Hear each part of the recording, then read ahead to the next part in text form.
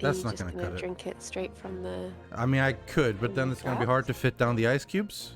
Because the ice cubes Oh, are rather I large, see. so that's the problem. Chew them up and spit them into the bottle. Yeah, that sounds like a good plan. I'm gonna go get myself a glass. So, everyone on my stream, hello, you can have Briony entertaining you for a while, BRB. Yay! What entertaining things can I say? Can I retell a joke that I told the other day to my chat, and you can just pretend you've not heard it before? Someone asked me to name 2 structures that hold water, and I was like, well, damn. Joke. Do I know any other jokes? Hang on, let me Google jokes. Joke. Okay. Why do we tell actors to break a leg? Because every play has a cast. Oh, that's the first joke that comes up when you Google joke. I don't know if I approve. Hello everyone, by the way. Ooh.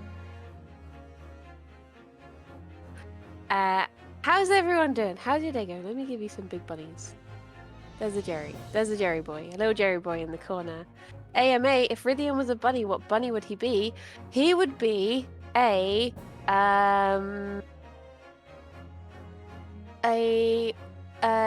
continental giant. Is that a good thing or a bad thing? That's a good thing. I absolutely love those. They're amazing. Okay, that's good. I was gonna say a Flemish giant, and then I was just like, I don't know if that's...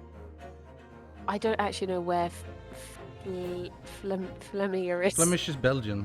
Oh. I was like, I can't remember which one you have a rivalry with. You personally. Yeah. I personally have a rivalry with the Danish, I guess. I suppose. Yeah. But honestly, that's just because secretly, like, I'm very close to Denmark. You know. That's fair dues. Um. You get... I don't know if you get any particular... There's French lops. You get bunnies. There's a breed of bunny that's just called Dutch. Are there any Swedish? I don't know. If there's a Scandinavian giant, that's me. Bunny like, come on. breed. Oh, apparently there's a Gotland rabbit. Okay. The Gotland rabbit is a Swedish variety of rabbit of medium size that comes in all variety of colours. There's also a Swedish hare. I've been to Gotland. I've also been to Sweden, actually. Really? Is it nice there? Wow. The Swedish hare is a domestic rabbit breed that resembles a hare. So it is still a rabbit. It's like the Belgian It's a rabbit hare that looks like a hare. Yeah. Yeah. That They're seems needlessly confusing, though. Calling something a hare, but it's not actually a hare. It is true. So like have you seen this orange? It's not an orange. But isn't that the case? Isn't like a blood orange is technically a grapefruit? No. Maybe grapefruits are just or is it a blood grapefruit? Maybe. So blood this red fruit. grapefruit, I think.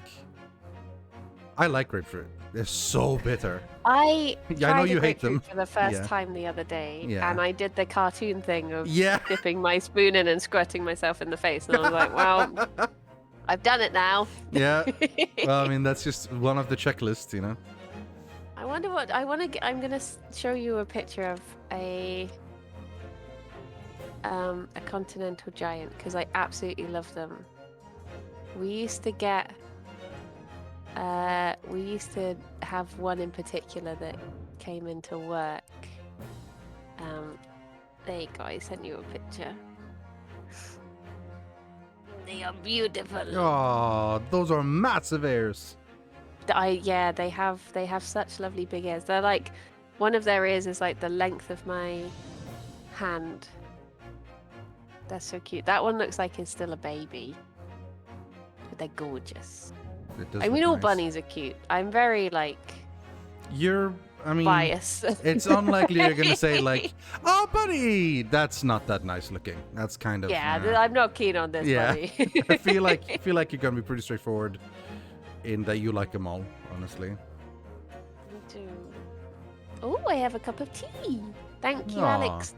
I have the Turner. opposite of tea. I have ice cube and Pepsi. Oh, apparently I'm a bit quiet. How am I compared to Brilliant? It's funny. It's funny. Every time I listen to myself, like on your clip videos, I think I sound really bad. But I don't know if that's just Discord making me sound worse than I sound on my screen. No, because I've Because had to you, that that's how before you hear where me. Maybe I don't know. Well, I always think people sound fine, but then when I play, I don't know if it's something that happens when it goes onto Twitch, that it sounds different. Because I've had the same with Kirsty. I was watching a clip back with her, and I was like, oh, she sounds a lot different to how I hear her Yeah. on Discord. Yeah, I don't know. So, It's weird. It is strange. I don't know if it's a weird voice meter thing. I tend to blame voice meter for everything. Sorry. I mean, I do the Voice Meter, please don't same. crash. Voice meter is what lets me do a ton of stuff, but it's also basically whenever something is weird, it's like it's probably because my weird audio setup, even though it's actually very handy. Yeah. Like for one thing, it's helping out the parsec thing. I mean, but then again, we also figured out that was probably why it sounded weird when you got ducked and stuff. So. Am I louder now? Do I sound better? Oh, I've not put myself in the... Oh, no, wait. We worked out we don't have to be in the middle. We can be down the bottom. Bottom left, yeah. Bottom left worked now. out pretty well, we figured out. It's because it's been over a week since we did this, so Yeah. All the settings are different and stuff, yeah. Yeah. Hopefully, it's remembered all of it. So... Huh? Dramatic cup of tea. That was almost like a Phoenix Wright character then. Bam. Here we do my animation. Think that we knew the reason he was killed? You know. Yeah. To summarize, to summarize, someone was murdered. What was his name? Mason? Mason. Thrice-fired Mason. Thrice-fired Mason was murdered in a carriage. Yes. There was only one man in there, and that was our client, Magnus McGilded. Magnus McGilded. Yeah. There were two people up on the roof. And the driver. And the driver was overcharging people a little bit because he was hella poor and it was hella cold. The two people above was one guy who was Bruce Fairplay, I think his name was, with the hat. He owed a debt to the guy who was murdered. Banker who owes a debt. Yeah, he was a banker. And then there's a hat guy who's like something Milady. Oh, it's like You First Milady or something. What is it called? Oh yeah, he's got some name like that. Yeah, I secretly think he might be the villain though. Like he might be putting on an act. He seems so innocent. Exactly. He's gonna show up and be like, I wanted him dead, and you all fell for... I don't know, maybe not. Maybe we haven't seen the villain yet. Yeah, we're not accused of the murder this time. Once we it's didn't not us, see the murder. Yeah. We were thrown into this murder because we came over to London. We're like, hello, can we be lawyers, please? And then he's like, well, if you solve this case, and it's like a really difficult case. Because we're up against the Reaper of the Gallows, Van Zieks. Oh, yes. The vampire detective. He may or may not be a vampire. And it was a difficult case as well because of the circumstances. He was the only one at the crime scene and there was witnesses.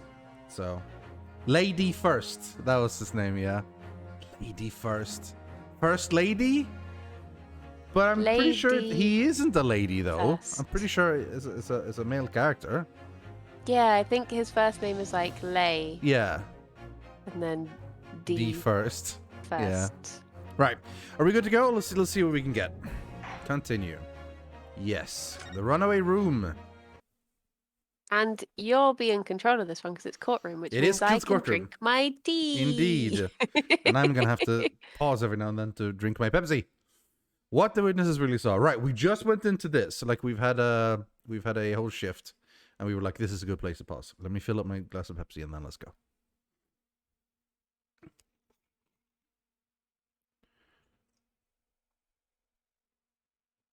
Do you? I don't actually like drinking Pepsi or any sort of pop out of a bottle. I know a lot of people get really like, oh, out of a glass bottle. That's like, oh, the fanciness. But I just find it difficult to drink out of such You, a it just when small you drink hole? it back, it just pulls back, and you get so much of the carbonation. You mostly just drink bubbles. It's Yeah. not the best. It tastes less good, absolutely.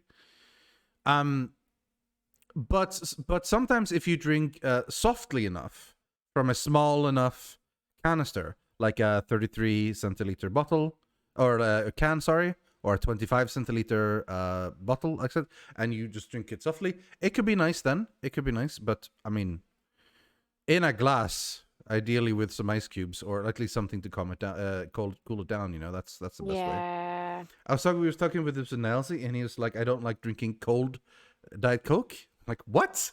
Yeah, I kind of don't want to be cold because I What? just want. Like, so like room temperature? Well, yeah, basically, just like sitting around there, and he's like, "Why not?" Well, because I can't drink it fast enough. What? Why would you want to drink it fast? You don't Oh. want to drink it fast. But yeah, he said it's too cold if it's cold.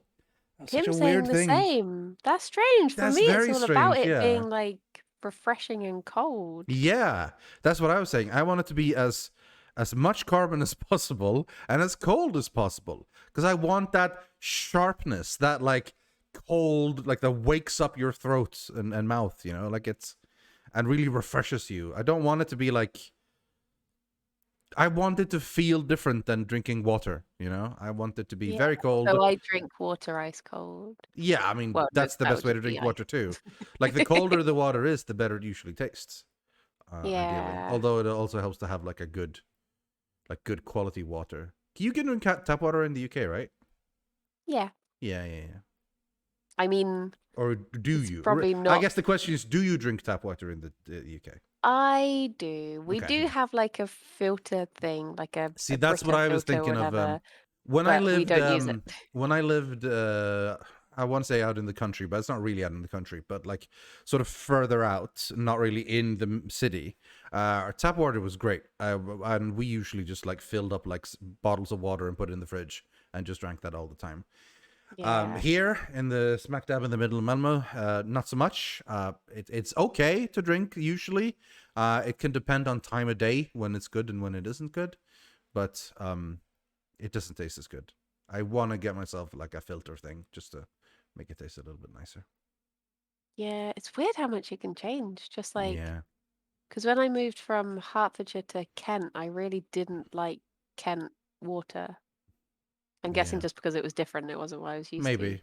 And then where my brother is, they've not been able to drink the tap water in like years. They've always had to Wow. have bought water because Okay. the council put so much chlorine in it, I think. It's something like that. It's just, it's bad. He's real beard. Mm. Etron1 is saying that Bruce, this guy, is Australian. Oh, I because don't he's know called if Bruce. because his name is Bruce Fairplay. I guess it sort of sounds Australianish, and apparently there's been some context clues. I haven't really caught any myself, personal, but like, yeah, maybe they're usually less subtle about it in Ace Attorney. I will say. Yeah. You would have thought it would be all like your flaming glass. Yeah, exactly. Yeah, Drongo, etc., etc. All right, let's go. There was blood on both hands for the assailant. I sincerely and distinctly remember that. However, I need to turn off push to talk. Otherwise, I'm we should talk in all day long. Oh, so this was the thing. He says he saw blood on both the hands, but the guy was wearing gloves and only had blood on one of them. Yes, So that's what exactly. we're contesting at the moment. Yeah. That's the whole thing. Nah, but it was only on one. And he's like, okay, that's weird, because I did definitely see it on two. Like, he's not pulling back and saying, oh no, I lied. He's saying, I did see that, so, yeah. However, I suppose you might say that I didn't see the exact moment the stabbing transpired, if that matters. Oh yeah, I have a controller. Was this me or you? This was me, I think. It was you, and Yeah. I was only the old man. Yeah. I remember seeing the knife, and I remember seeing both the attacker's hands with blood on them. I didn't actually see anything myself. No, not until I heard that scream. Anyway, the fact remains, there can't have been anyone else outside that carriage, or we all would have seen. I gotta be careful, by the way, with my growly voice, because last time it started to hurt towards the end of the stream. Oh I no! had too much growly voice.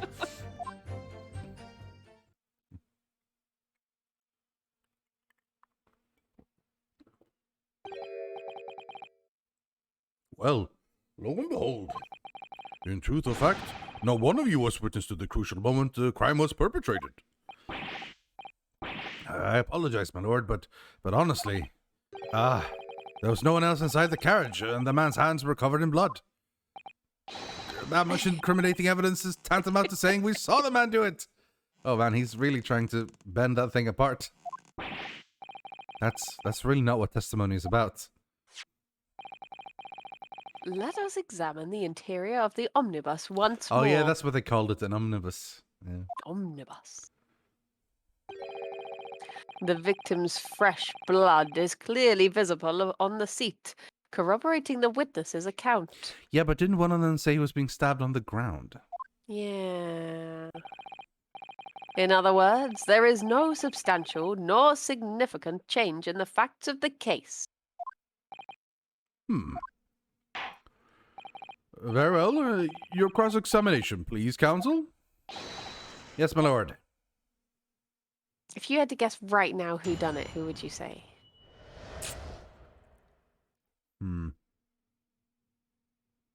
If I had to take a yeah, it was us. Assuming it's obviously if it's a completely random person, we can't know. So we'd have to go with the witnesses, really. One of these guys. But the thing is, they were all up there. So all three of them they did a thing where they're covering for each other. Yeah. Yeah. Or I think someone the Mason did it. Yet. Yeah, that's my real suspicion. Because I don't think it's any one of these. Because how any one of them would have snuck down and did it without being seen by anyone else, I don't get. Yeah. There's blood on both hands of the assailant. I sincerely and distinctly remember that. Hold it! Hold it! Yes! No, the evidence tells us otherwise. We have the gloves the defendant was wearing on the night in question in the court record. I'm well aware of that, sir. But nevertheless, this is good mostly. We can keep it here and we'll still see if they do something weird. Remember last time I wanted to see the smallest changes and then he just massively changed it. Look, it was great. I know what I saw and I stand by it. The man had blood on both his hands. He's defiant even in the face of hard evidence. He's steadfastly refusing to admit that he might be mistaken about what he saw. But why? Your reasoning is dire. One hand or two, the salient point remains unchanged.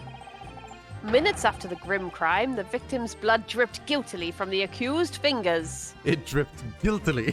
it didn't just drop, it dropped it guiltily.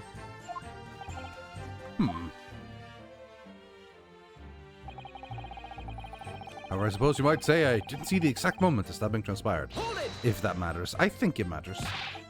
Don't try to downplay this. Whether or not you saw the exact moment of the crime is a matter of fundamental importance, as you well know. But for crying out loud, we all know that no one else could possibly have done it. I was just trying to save us all some time. You have a loan of 20 guineas outstanding with the defendant, do you not? How do you hope to release yourself from that financial burden by ensuring the defendant was found guilty? That's not what I was hoping for. I just lost a little guinea or 10 when I backed the wrong horse in the derby, that's all. Okay, by the way, English woman, explain to me this. Are you gonna tell me off about it being not Derby? Yes, I am. Why, if it's pronounced Derby, is it spelled Derby? It's like, why if it's clerk, is it pronounced Clark? That's the same thing. And I'm angry. I'm angry at the language. I was going to win it all back. There's a fixture this weekend that's a sure thing. A little guinea or 10. I'm a banker. No one bats an eye if I borrow a little spending money for the weekend. Oh boy. Gambling is bad, kids. And also non-kids. Don't gamble. I think you may have revealed rather more about your character than you bargained for, sir. I mean, unless it's at the Golden Saucer, that's fine. That's fine. If you're at Gamma Golden, that's fine, because you barely can't lose at the Golden Saucer, let's be honest. Yeah. Hmm. This witness's scruples are not on trial here. Do you hear my theory, by the way? That No. that they know who you Win are. more when you're on Twintania? No. I don't think that's true at all. I think the theory is that the people who run the Golden Saucer know who you are, like that you're the Warrior of Light. So you get there, and they have instructed basically all their dealers and stuff to always have you do really well, so that you always do super great. So that when you go there, you win a lot, and you'll be like, oh man, Gold Saucer, great time, I keep winning all the time. So all the other scrubs in the world of yours, just going to be like, oh man, the Warrior of Light went there and things really good. They go there, yeah. I'm gonna go there and also have a good time, and they get cleaned out, and and then they are poor, and that's how they make a living at the MGP. I'm sorry, everyone, because obviously I'm the only Warrior You're of Light. obviously the only Warrior of Light, and yeah. so everyone else who plays the game that I've told to go there, Yeah. they've been losing all this time. Yeah, I didn't realize. It was just you all this time. Oh, quick Final Fantasy 14 aside, which is at risk of going for Chalura. I've been leveling crafting recently. Tons of crafting stuff. I'm now max level cook, culinarian, max level fisherman, and I'm max level alchemist. So I can make potions, I can make food, I can fish up fish. I'm looking fly and fancy in my cooking and alchemy and fishing gear. We've been doing like big group ocean fishing stuff, like late at night. Every 2 hours you can go ocean fishing. You go on a boat, all the people have gone together and got fish and hunting high scores, and we've been having a great time recently. It's been good times. Aww. We miss all the people on Twintania, but you know, you made your choice. Meanwhile, I'm just punching things. Yeah, exactly. Good old punching. Someone needs punching, I'm there. I'm there for the punching. Yeah. Proceed to the next witness. Is that really how it's supposed to work? No, I don't think so. I remember seeing the knife. I remember seeing both of these hands with blood on them. How is that possible? You definitely saw that too? Blood on both hands? Yes, sir. I mean, I know what you're going to say. Only one of Mr. McGilded's gloves have any sign of blood on it. That's right. The thing is, as far as I remember, sir, when I looked down and saw Mr. McGilded sitting beside the other fellow, I don't believe he was wearing any gloves, sir. He wasn't wearing these gloves? That's correct, sir. And I saw the blood on both his bare hands quite clearly. It's true that the dark colored stain on the dark leather gloves wouldn't have been easy to see. I should point out that the police officer who apprehended the accused on the night in question reported that there was no trace of blood on Mr. McGilded's gloved hands. Is this Mason's gloves? No, this is meant to be McGilded's. Yeah. Oh. But maybe like... no trace. Because if he's saying there's no trace of blood on the gloved hands, but now there's blood on the gloves. There wasn't blood in his hands? This is puzzling indeed. This must be significant somehow. I'm sure of it. Witness, add the statement to... No, okay. I didn't actually see anything myself. No, not until I heard the scream. Hold it! You didn't see anything? Oh, yes, sir. That is to say no, sir. I didn't. I'm very sorry about what I said before, sir. Very sorry, yes. How is he still cold? Everyone is having a chill good time in the thing, but he's freezing his ass off. To be honest, I'm like that sometimes. That's rough times. It was very wrong of me to make up stories and say I saw him stab the man. Why did he make up stories? He said he saw him stab him on the floor, didn't he? Yeah, why did he make that up? Like, what was his reason for doing that? Like, Bruce Fairplay, I wanted him to be convicted. Fine. Lady First so far has no motive either to say. So he just like, yeah, this is what I saw. Why did he Yeah. specifically lie? Because we proved that this guy lied. Why? We don't have a motive for him yet, if I remember correctly. Yeah. Well, wouldn't you agree, sir? Huh. Who are you talking to? I know what you're insinuating, but I certainly wasn't making up stories. Oh.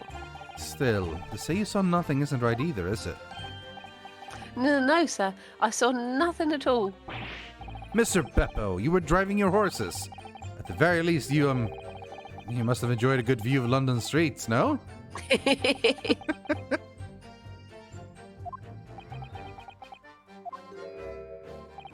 Oh, please. You didn't even see that? It was so cold that night, you see. All I could do to keep from passing out, sir. So he's just riding blindly. Yes, my head was fairly frozen solid. Sorry to say, sir. Oh boy, that guy needs a warm bath and a cup of tea. And a new job. Yeah. Mostly the last one, yeah. It would seem prudent to avoid travel on the last omnibus service of London's cold winter nights. Beppo! His boss, just like you're talking crap about our buses or omnibuses. Anyway, the fact remains, there can't have been anyone else inside that carriage, or we all would have seen.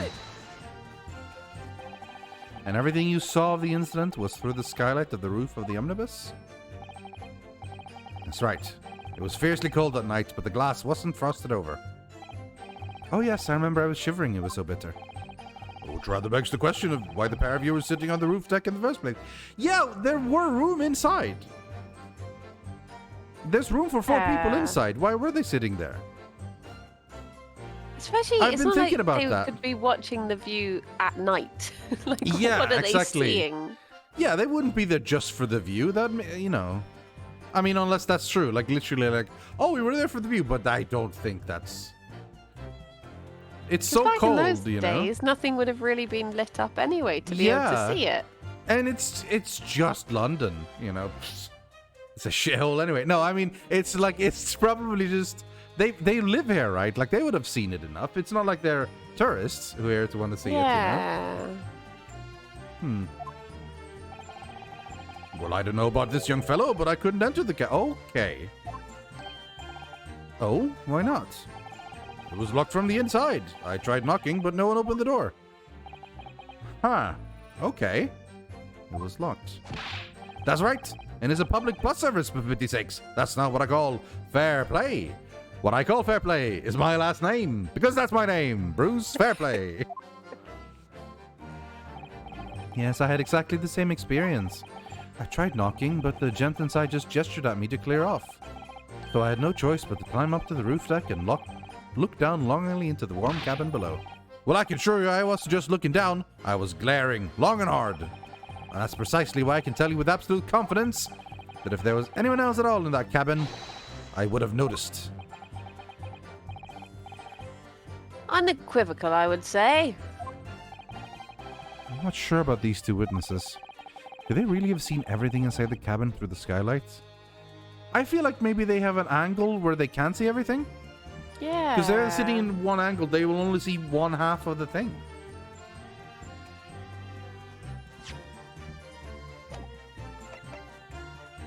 What the... Oh, wrong. I was pressing the wrong button. Allow me to confirm one thing, Mr. Fairplay. Because if they're sitting on... I can move with the mouse. This one, right? They can't see here. You see the mouse cursor, right? Yeah. They can only see like... But I know which you mean. You you can see the mouse cursor. Okay. Yeah. So if they're sitting on... Well, then there's no need to me to aim the mouse, I guess. But, yeah. I just know you well enough to know what you're pointing at. So if they're sitting in the back one and they're looking down, they can only see they can't see anything on the other side. They can't see anything below them. They can't see directly below. Yeah. Yeah. Oh, I missed something now. Because let me think of one like thing. You're riding this omnibus. Leaning over. Yeah.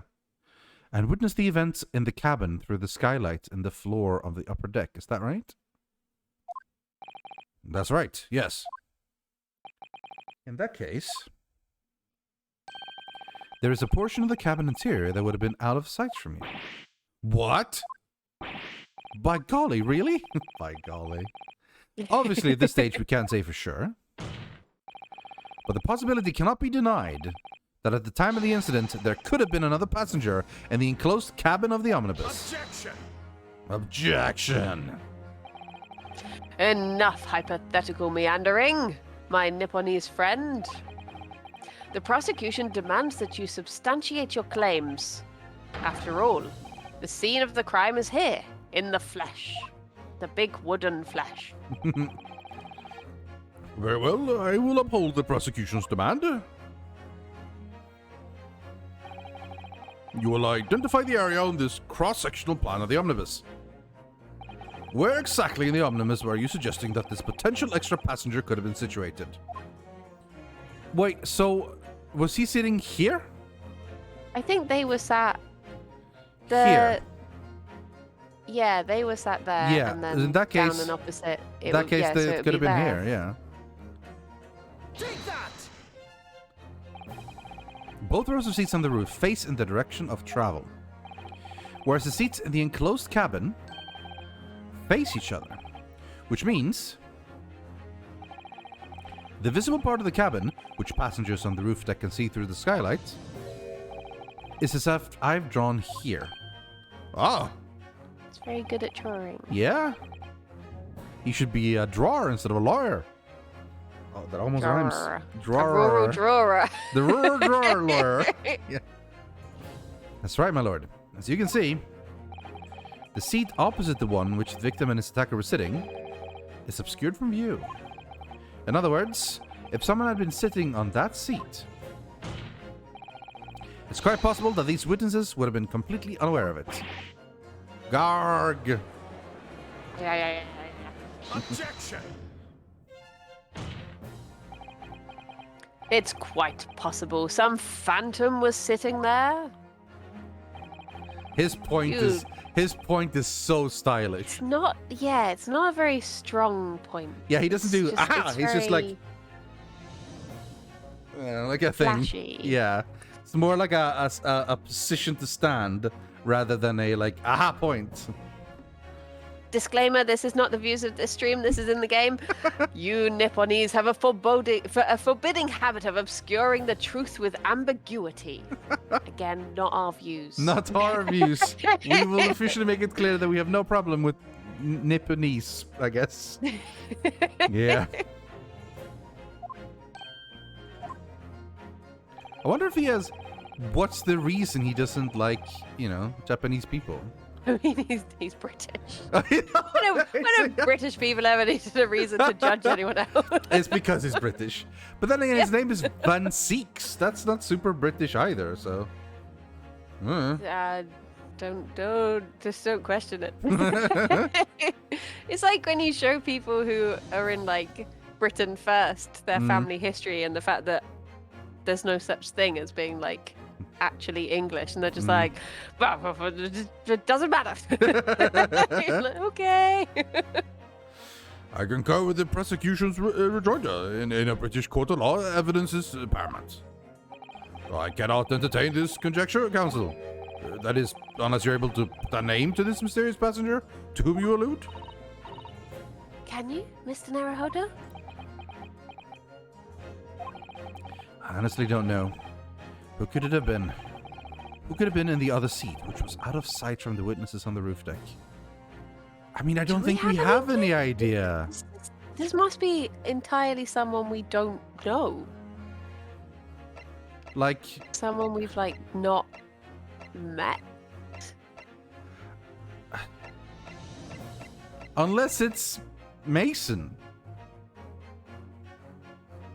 But we're talking about a mysterious passenger here. I don't think we Yeah. know who it could be. Like, of these people here, the only one I can imagine is Mason. But he was the one who's getting stabbed, so Yeah. I would say I have no idea, I think. Yeah. I have literally no idea. But as a proud citizen of the Japanese Empire, You will look to the sky and walk on, making sure all signs of tears are gone. Or tears. Don't don't tell me off for my language. I wonder if that's a reference. Go on. This is just a case of going on, Mrs. Sato. Alright then. I'll go on. The defense would like to put forward a name. Okay, so it did expect us to know a name. You are a fool. That response was a desperate attempt by a man who has no notion of his own limitations. A toast to hard lessons not yet learnt. Why does he have a sword as well? It's very, very sword heavy. Let us not delay, Counsel. Defense is still to name the passenger in the other seat. This could be it. This could be the chance I've been waiting for to turn the trial in my favor. On that night, on the night of the murder, the person occupying the seat in the omnibus cabin that was obscured from you was... who? The driver. He got cold and he went indoors.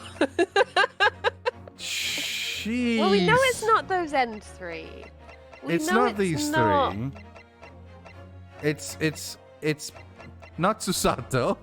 No. It's not Magnus, right? It's not David Bowie. I doubt it's Baron Van Zeeks. It's not David Bowie. But Mason was the victim, though. But he's the only one I can imagine. Yeah. Take that! It seems a bit like, imagine if we did just accuse the Lord of Justice in the whole country. He was there, he did it. Yeah. Alright, this is the wrong one. You can tell because it's not mentioning the name. Is it this unexpected passenger? Whatever so-called logic you use to arrive at that conclusion, it matters not, because your answer has made one thing abundantly clear. The real blind spot is inside your head, and it would appear to be unusually large. Ugh. You could have just said that's not right. Mr. Naruhodo, our task here is to defend Mr. McGilded, and we are working on the assumption that he is innocent of this crime. Yes, of course. Why? So it's Magnus then? Yeah. Is he sitting in that spot instead? Yeah, and they assumed it was him sat next to him, and they did see the fella next to him stab him, but it wasn't McGilded. Yeah. That must mean then that And there was then someone else he left. inside with Mr. McGilded, the true culprit. So Magnus was sitting there, chilling, and then it was Mason and another guy. And that other guy was the one who stabbed, and then he pieced the hell out, and then Magnus woke up and like, oh, I'm the only one here. Yeah. Did we know for sure they were sitting right next to each other? Because Bruce was saying that he stabbed from the side thing, but yeah. I don't know. That's right. Exactly what I've been... Oh! Of course. So the two people sitting inside the cabin that witnesses saw through the skylight that night, they were the victim and the real culprit. It does seem... as though we've all been making a false assumption. The witnesses weren't looking at Mr. McGilded at all. I mean, he has to have been sitting somewhere else, so he would have been sitting there. Okay, yeah, all right. It's not the late counsel. The defense is still to name the passenger in the other seat. Here we go. This could be it.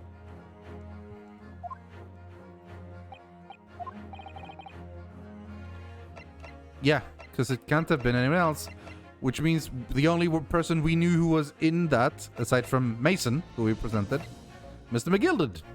Take that!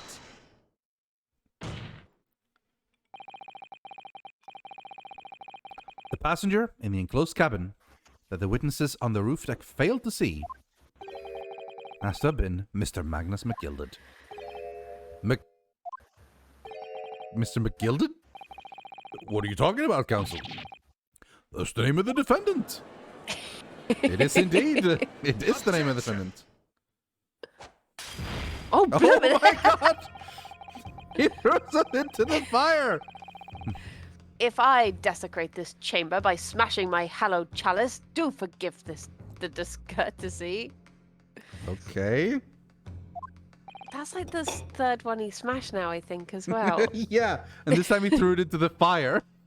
Where's he getting them from? I mean, I guess he's got like his version of judicial assistant coming in there handing him glasses. Lord Van Seeks. People talk of those tiny Oh my island nations God. in the Far East as having a learning and culture of their own. But I see they use the terms ill-advisedly. What are you trying to say? Let me explain in terms that even a student of an artless backwater such as yourself might understand. When the bloody scene unfolded, the victim and his assailant were sitting side by side. Multiple witnesses have attested to the fact. It is the very premise on which this case is built. Objection! That premise may be wrong. What? If the victim really was sitting beside Mr. McGilded, it creates an inconsistency that can't be reconciled in any way. What inconsistency, counsel? The defendant's gloves, my lord. Both witnesses made the same testimony. They claimed that there was blood on both hands of the person sitting next to the victim. Objection! Yet we know the truth to be otherwise. Only one glove bears the gory remains. Objection! It's a lot of objectives. Yeah, the point is, even in the face of this irrefutable evidence, both witnesses have maintained their stance. Yes, their testimony remains unchanged. Exactly. They both adamantly swear that they clearly remember seeing blood on both hands of the assailant. In short, their memory of the events is correct, and their testimony reveals the truth. It was somebody else sitting beside the victim that night, a third party we have yet to identify. And the victim's blood was on that passenger's hands, both of them, Objection! not gloves. And who was this third party? Obviously, the true culprit. Extraordinary!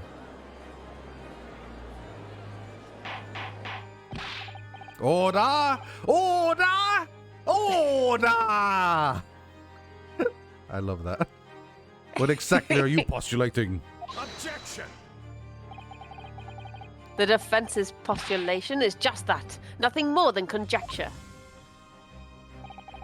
The witnesses have clearly stated that they saw the accused. Objection! Objection! But when elaborating on his testimony, Mr. Fairplay said the two of them were wearing hats and I couldn't exactly make out their faces. Yes. The tops of their heads were obscured by the roof. I could see the rest of them, though. Yes, that's right. Both gents were most certainly hatted. Hatters do tend to notice such things, sir. And what particular styles of hat did you gentlemen spot, Mr. First? I'm afraid I don't remember. That's, like the kids say, sus. That's real sus. Yeah. And you call yourself a hatter? The style of hat makes no difference. There was no third passenger in that cabin. How can you be so sure? Because if there had been, the accused, Mr. McGilded, would undoubtedly have offered to depose the fact. Yeah, but that's because he was He sleeping. was asleep. Yeah, and when he woke up, there wasn't anymore, but when, yeah. Unless, that is, you are proposing an even more preposterous explanation. That the accused failed even to notice the presence of the true culprit in the very cabin in which he travelled. He was sleeping. It was sleepy sleeps, yeah. He's right. If there was another person traveling in the enclosed cabin of the omnibus, it's inconceivable Mr. McGilded would have been unaware of it. Order! There's clearly a simple solution to this problem. Bring the accused, Mr. McGilded, to the stand. Well, what say you, counsel? The prosecution objects, my lord. Of course you do. On what grounds? As a suspect, he will have already made a full statement to the police. But what if there's some reason why he's unable to speak freely? Magnus McGilded is no uneducated ruffian. If it indeed turns out the man has been withholding information, you can be sure it will have been a most deliberate act. Counsel for the defense, what is your opinion? My lord, should we ask Mr. McGilda to testify or not?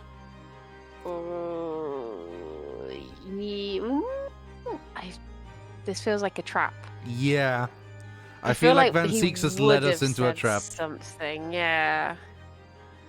All that will come of it is that he was asleep, I'm guessing. Yeah. He was asleep and won't have seen anything.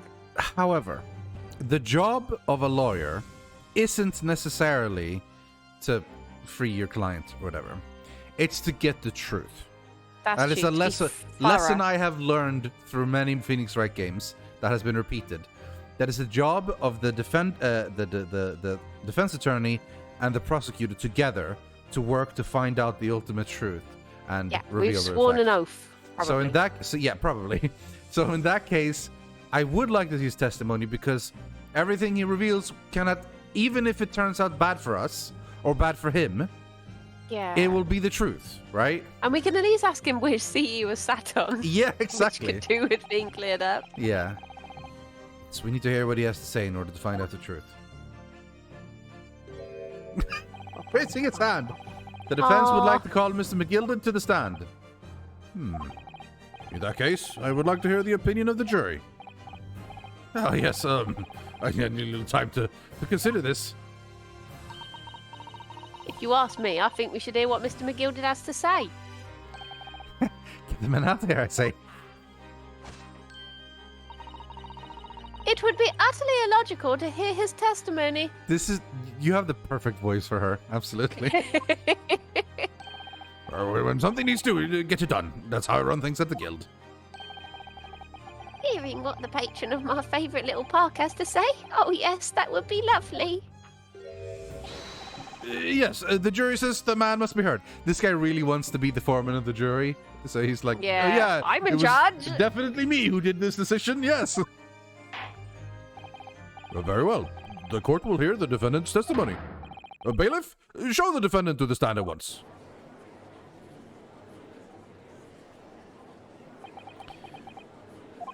Now, maybe what actually happened that night will finally become clear.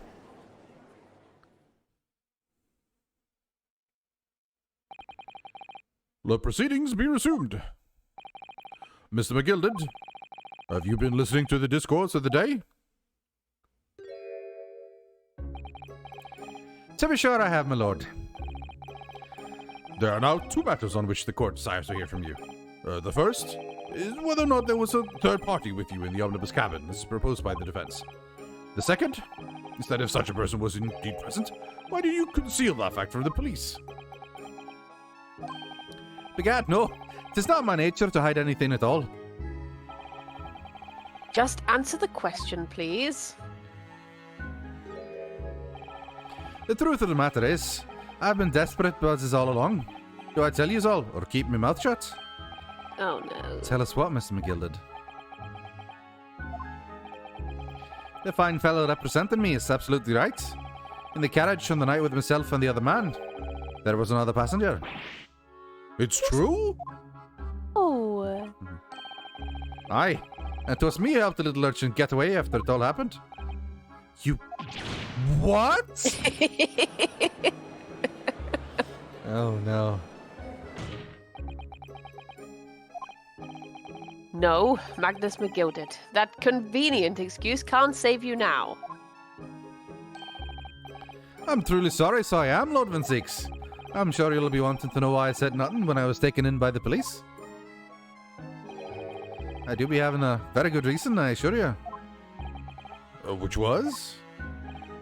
Well, the little child was just in the wrong place at the wrong time, and not in any way involved, you see. What?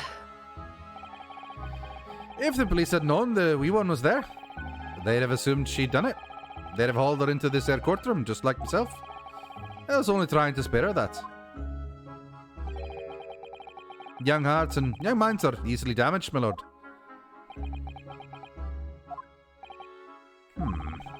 And who was this young child of whom you speak? That I don't know. You don't know?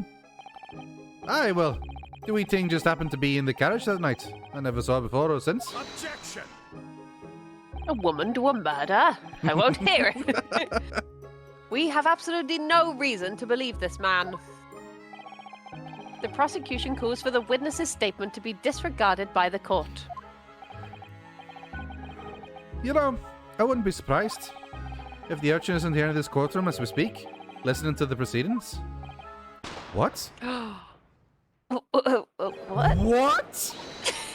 Smoke! Fire! There's fire! Look, someone's trying to get away! After them, it's no use! I can't see anything through the smoke! What is going on? Be careful, Mr. Naruhodo. Cover your face. Bailiff, don't let the accused escape. Secure the omnibus. I hereby call an emergency recess. Bailiff, ensure the defendant is in custody and clear the courtroom. What the hell is going on? What the hell? Bang, all of a sudden, and then smoke. Yeah, ha, ha. They're at it again. It was the cork. He did it. We were hurriedly removed from the smoke-filled room by the bailiff. Amid scenes of chaos as people stumbled over one another in the desperation to flee the chamber. We had no idea what was happening. All we knew was that, for the time being at least, the trial was suspended. Oh my god!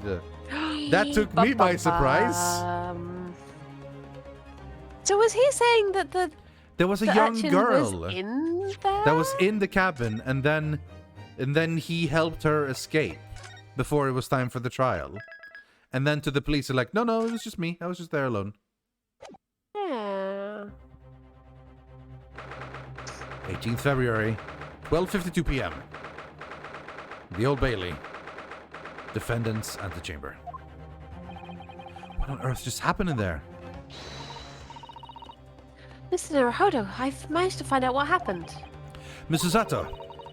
I was told it was an advanced form of smoke grenade, a type of exploding device that releases smoke. A smoke grenade? It sounds like the sort of thing ninjas use. Oh my god, it is ninjas! They're just making sure everything is safe now. I think the trial will start again before long. But who would have done something like that? The police managed to catch someone who was trying to flee the courtroom, apparently. Leave the courtroom? Why? Well, it's a young girl of around 15 Okay, here.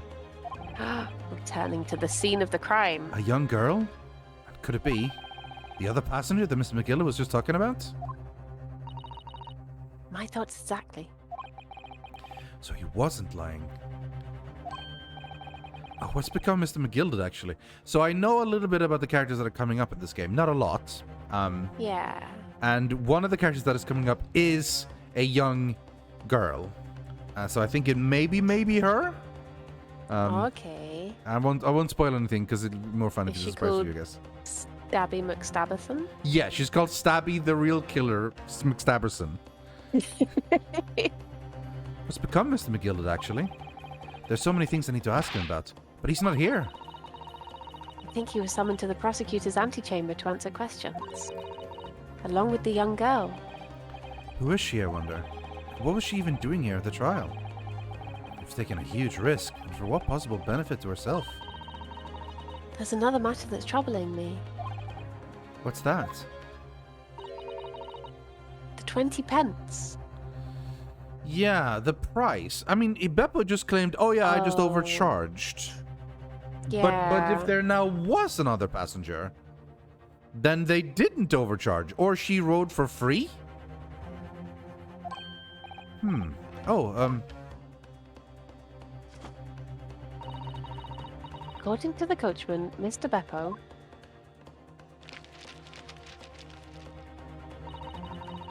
he took 4 passengers that night at a fare of 5 pence each. That comes to a total of 20 pence exactly. But now it seems there were in fact 5 passengers. didn't the witnesses say that they paid a little bit more? Like they all paid 5? Yeah. No, I mean, wait. More than 5. Because they said like, because the guy was like, Oh, we yeah, not yeah, yeah, charge yeah, more yeah. than 4 pence. And it was Actually, like, yeah. Well, actually, I This did. yeah, this checks out because he said like, oh, it's all been 4 pence for decades. And then they were like, actually, we all paid 5 pence, you know? And it's like, oh yeah, 4 to 5. Because we were doing the math earlier and trying to figure out how it was 20 total. Which means the figures don't seem to add up again. Unless she was writing for free. Yeah. She's right. That is strange. Counsel for the defence, kindly proceed to the courtroom. The trial will recommence in 5 minutes. Oh, thank you, officer. We'll go straight away. Well, whoever she is, I imagine this young girl will be asked to take the stand and testify now. I really can't imagine what she's going to say, but it could alter the whole direction of the trial. We'll know soon enough, Mr. Sato. Yes. Well, she's like, I stabbed him. That's it. I didn't like his face. I stabbed him.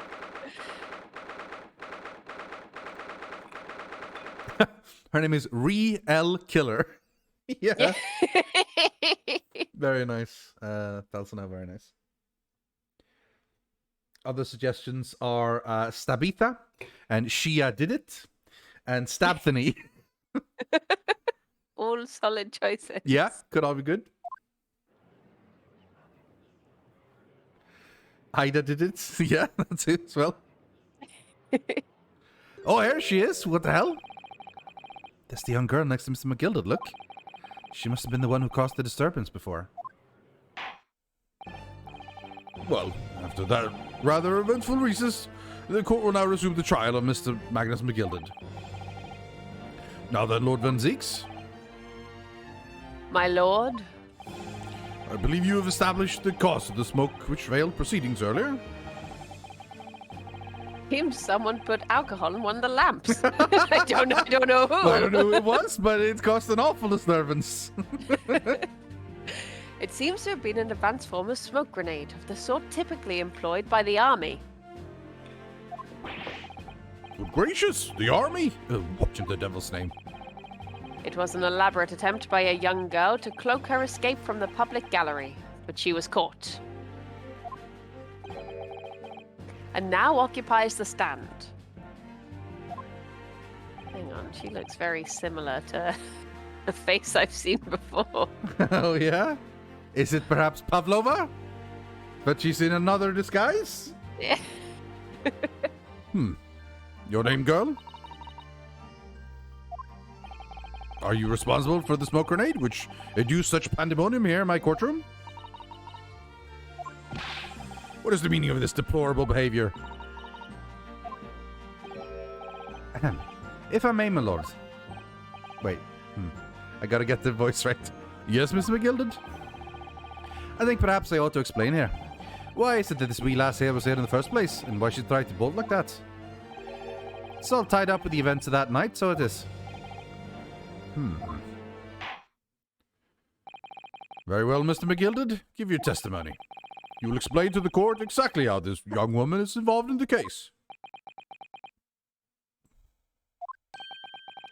Just what did happen that night? It's not like a defense lawyer needs that information or anything.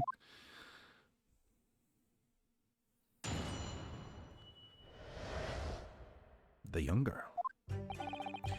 Oh, the night in question. I took the back seat in the omnibus and promptly nodded off. Then, begorra, a loud thud and a wee scream woke me up with a fair start. There was a fella collapsed on the floor at my feet, so I sat him up on the seat across from me. Then I turned to find out where that scream had come from, and bless my soul, what did I find? There was a child in there, all curled up in a ball, hiding her wee self away. Maybe she was hiding! She's small enough to be able to hide underneath the seat! Yeah. She could have been there. But why was she screaming, and who did the killing, though? I remain somewhat baffled, I confess. But from what I gather on the night in question, this young girl was indeed riding in the omnibus, is that correct? This is exactly as the defense counsel said. This last was the 5th passenger, my lord.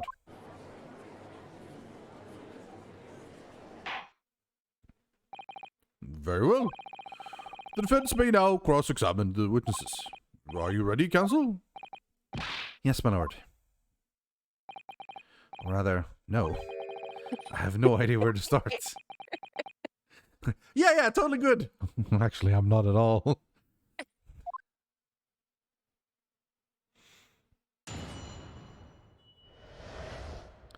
it is her, it means all 3 of them so far will be whammon killers. Yeah, that's true. Though, yeah. Well, 1 accident and 1 Yeah. purpose. Well, manslaughter, I guess, because she did deliberately push. It's just she didn't really intend to necessarily kill. And when you first got onto the omnibus, were there any other passengers already on board? There were not. The cabin was empty, and there was no one on the roof deck either. You were the first passenger, as it were. I see. Aye, and that's why I took the backside as I did. It is the most comfortable, so it is. Could you explain exactly what you mean by the back seat? By all means, as I already described it earlier. I'm talking about the seat opposite the one in which the poor gentleman who was stabbed was sitting. Like I said, it is the most comfortable, and where I feel most at ease. And of course, I enjoy gazing through the skylight from time to time as well.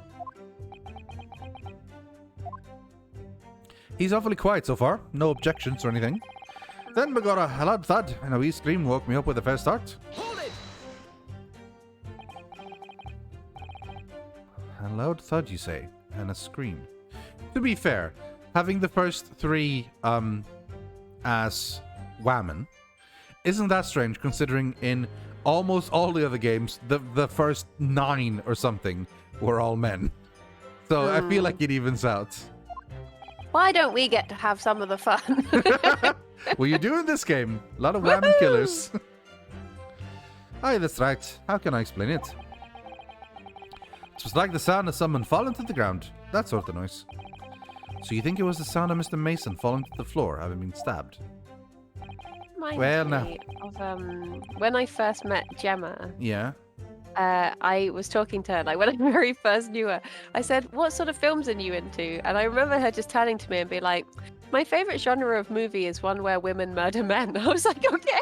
I don't know what to say to that. Imagine if you asked me what my favorite and you movie said was, the and I was opposite.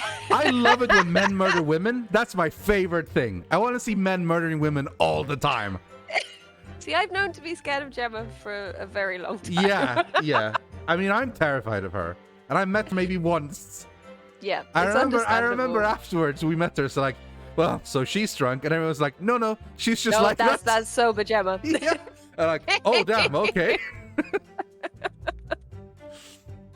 Well, now you'll remember I was asleep at the time, so I wouldn't like to say.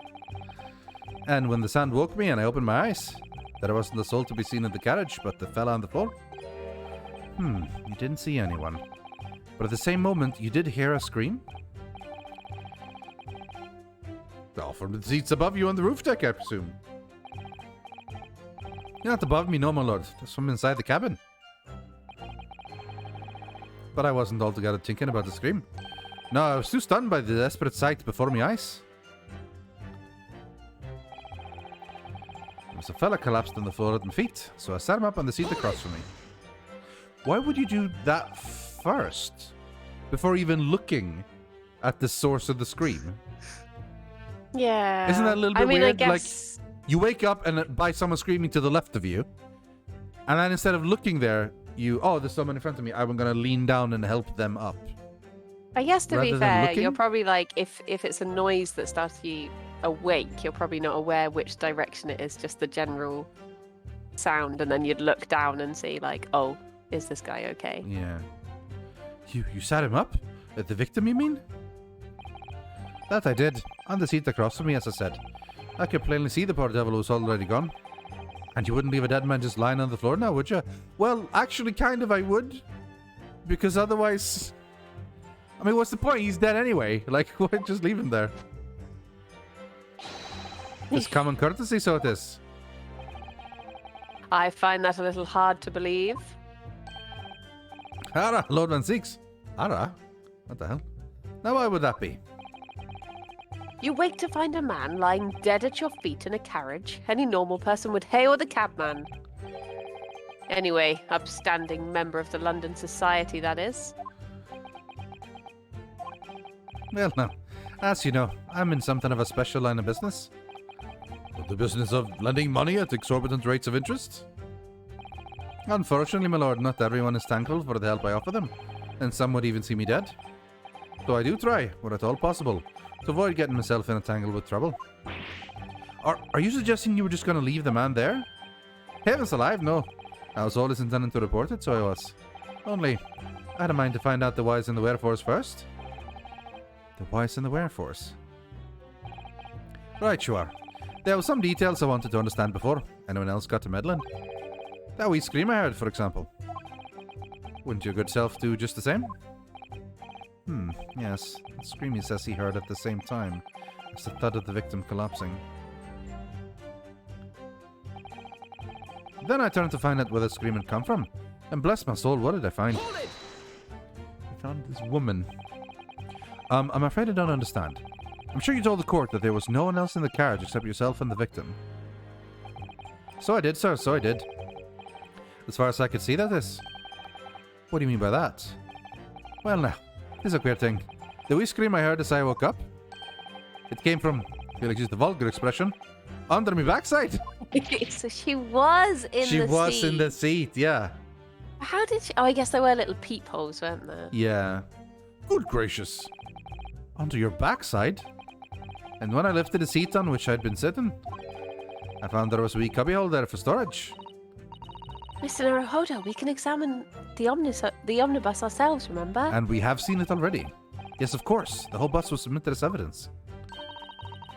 This would be a very good time to have a thorough look around the inside. I mean, I feel like we already did, but just in case, I guess. Yeah, I guess in case it, like, triggers any... Yeah.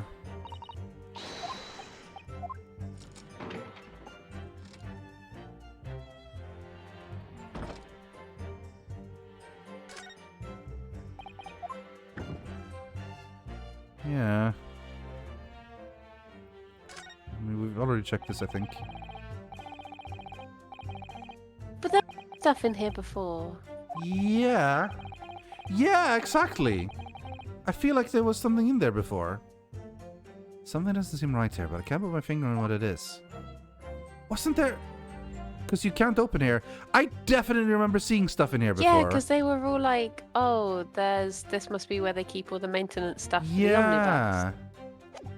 Okay. Yeah, I definitely remember there was stuff before. Wait, so when was that taken? Because it's been in the court the entire time. That's when we checked it. Was it during the smoke? During the thing? smoke! They went to take rid of evidence, maybe.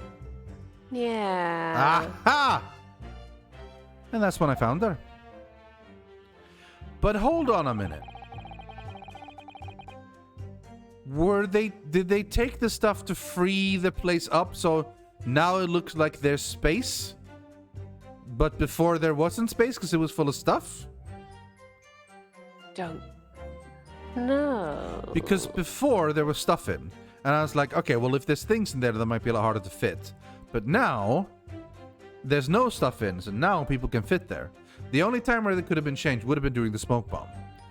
But why would they take away all the stuff? Was the stuff incriminating? Or was that to make it seem like now when McGill's testimony comes in, it'll be like, aha, like now my testimony saying she was there makes sense. Hold it! You say she was hiding herself. Aye, that's right. It was hard to see in the dim lamplights, but she was all curled up in a wee ball. When the eyes met, well, my heart nearly stopped beating in my chest. You're really overacting this. Still and all, I pulled her out from under there and sat her on the seat opposite so I could have a wee chinwag with her. The seat opposite, right next to the killer. So that's what they saw. That's right, just next to the dead gentleman there. You sat this young girl next to a corpse, sir? Well, as I'm sure I mentioned, a gentleman in my position can all too often find himself in mortal danger. So, I needed to find out just who this urchin was, you see. And while I was in the middle of talking with her, I heard another scream. A fella's voice this time. Wait, so it was another... Okay, that was... yeah. Presumably that scream was the first who was sitting on the roof deck seats. Right, you are again, I would say, sir. Looking down through the skylight, you must have seen this young girl and the gentleman with a knife in his belly. In other words, the previous witnesses did in fact not see you at all, Mr. McGilded. What they believed to be yourself and the victim was in fact this girl and the late Mr. Mason. Aye, my lord. I was, as I think everyone understands now, sat at the back of the carriage, just out of sight. To be honest, her clothes does match the picture. I don't know if we have the picture still. No, because it's just like No, it's just been a memory one flashback thing, rather yeah. than- Yeah, but like her clothes match that, if I remember correctly. It's certainly plausible. The defendant is somewhat diminutive in stature, and readily confused perhaps with this young girl. After that, of course, the scream from the gentleman over us. The driver realized something was wrong and pulled up the horses. Thank you, I've heard enough. The events as explained are clear in my mind. However, at least one conundrum remains. Who is the girl?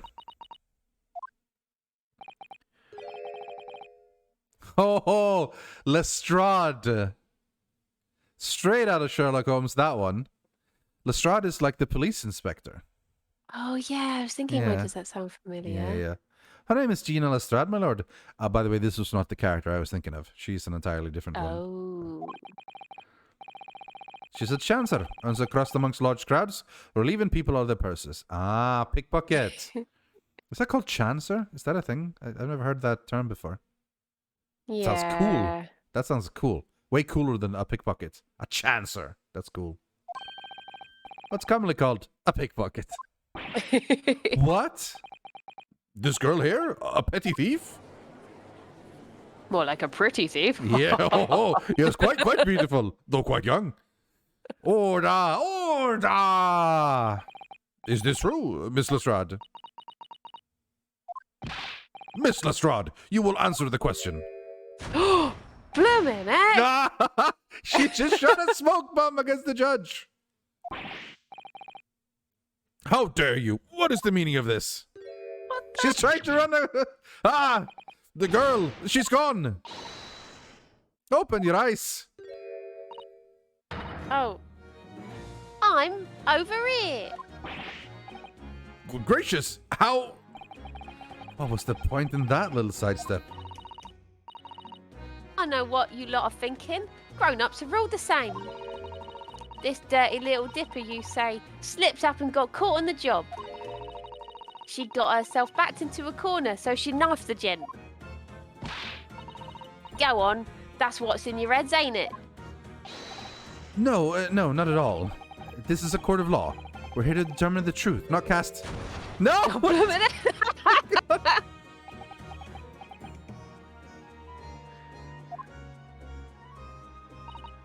Ah, she can do the coin dance! I love that. I'm such a fan. Okay, she's cool as Look. hell. Knives are for cowards. Only thugs use weapons like that. All I need for what I do is these fingers. I'm a professional, all right? Maybe not in your eyes, but I've got pride in what I do. Let me guess. You don't count smoke guns amongst weapon for thugs? Oh no. Oh, this? Yeah. This is in a bag I lifted the other day. Down where they keep the four-wheel drags. A smoke gun shooter? What the hell? It's nice, isn't it? I like the pink one best. Ah, do not wave that thing in my direction again. No, it's time for another drink. Where's this one going? So, you admit that you were riding the omnibus on the night in question.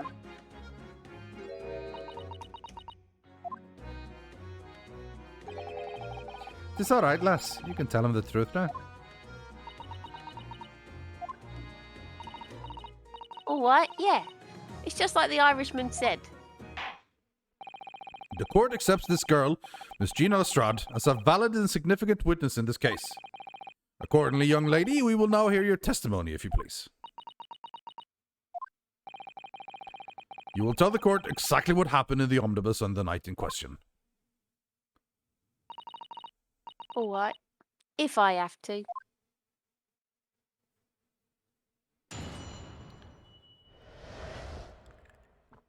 What the girl saw. So I snuck inside the carriage before they hooked up the horses, just like always. But it was a right old waste of time. I got nothing to show for my troubles that night.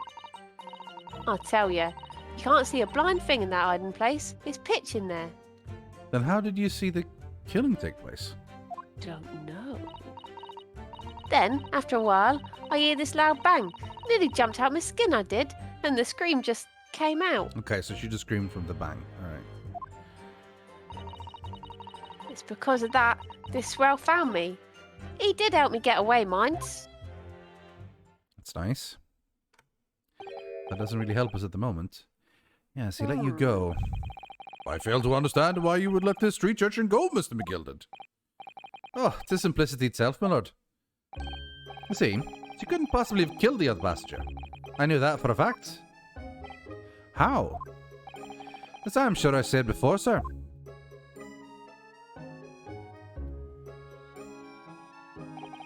I was sitting right on top of the place where she was hiding herself. I think a demonstration is called for. Oh, that was the judge. I think a demonstration is called for. Are you mocking me accent? This is where I was at that night. And the cubbyhole of which you have spoken is underneath the seat, I presume? And there was stuff there before. Yes. It does appear just large enough to accommodate someone of the girl's stature. Aye. But of course the wee lass was stuck in there. Because I'd parked myself on the seat for the duration. Ah. Why would she... Okay, so what's her plan? Hop into the carriage just to get around and wait until it gets to the end? Because if someone sits on her, she can't leave. Well, I would guess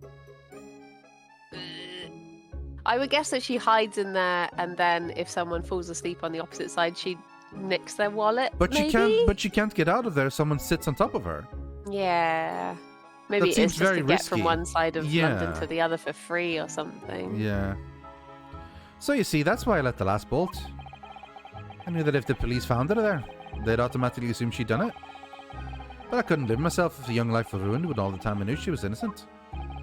Even though you must have realized your action would result in your own innocence being called into question. Not at all, my lord. Not at all. I knew in my own heart that I was innocent. So I thought it was worth taking a punt on my own good name for the sake of this less fortunate lass. My goodness. What a perfect gentleman. My lord, this fine example of a man cannot possibly be guilty of a heinous crime like this. Heinous crime. I'm ashamed of myself for ever doubting you, sir. Oh, it's getting mega white. Oh, so wait, who are we still waiting? Oh.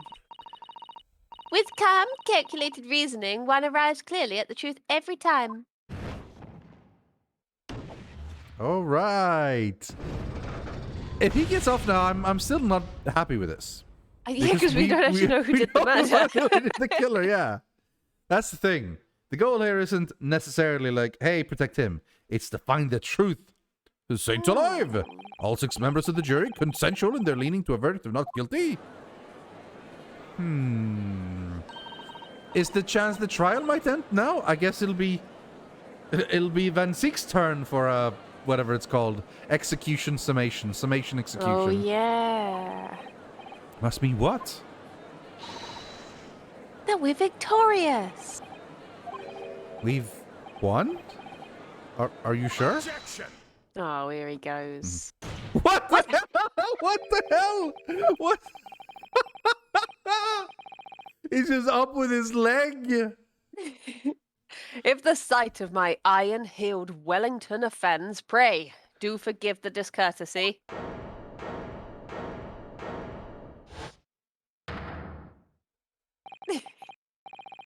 This really is a consummate example of the one monumental flaw in British judicial practices, where evidence and reasoning should be paramount, emotion rules the day. It's funny, right? Because So back here, we're using jurors and like the whole thing about getting them to vote for stuff like that. In Phoenix Wright, like a sort of running story across all the cases is the Japanese legal system, or well, I mean, technically the American legal system, though it isn't really, obviously, but because originally it was in Japan, but in the translated version it pretends it's still in America. In how the legal system is kind of flawed, in that it's very punishing for the vast majority is like guilty verdicts, and it's hard to be an attorney. And then in particularly the second trilogy of the games, one big thing is the revamp of the entire legal system, which mirrors the Japanese legal system revamp, where they move to have a jury at one point. Particularly the eventually one big case is about the fact that the killer has been so good at getting rid of every possible evidence, but at the end you've gotten so much on him anyway that you convince the jury to swap, and you sort of get him because of that. And that's kind of funny because now we are jumping back 100 years in time, and this is where we have juries, and now the position is like, look, emotion gets to sway. We don't have all the truth yet, so we sort of see a mirror in this one based on what it was back then. I think that's pretty cool. Yeah. Emotion? Is it guilty until proven innocent? Yeah, like I think I don't pretend to be an expert on the real Japanese legal system, and not even really the Phoenix Wright one. But basically, like, someone is accused, and the job is like for them to prove them innocent rather than the other way around, you know?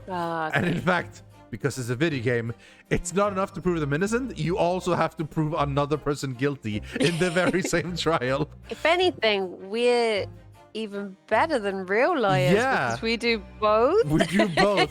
Not only to say, like, look, he couldn't do it, we then have the burden on ourselves to 100% definitively prove that this person is guilty, or we're still gonna jail that guy, even though it's pretty clear he couldn't do it. The witness's latest statement gives us the clear insight into his true nature. What do you mean, his true nature? Do you really think Scotland Yard would have made such a glaring omission? After the incident, the omnibus was comprehensively searched by officers of the police. Obviously, the interior of this cubbyhole, as the witness put it, was included in their investigation. Yeah, and there was stuff there. The compartment under the posterior seat was full of the coachman's belongings. We saw this earlier. It's noted in black and white here in the police report. Good Lord! The evidence has been tampered with. In order to corroborate Mr. McGilded's story, someone has unlawfully removed everything from under the seat. What?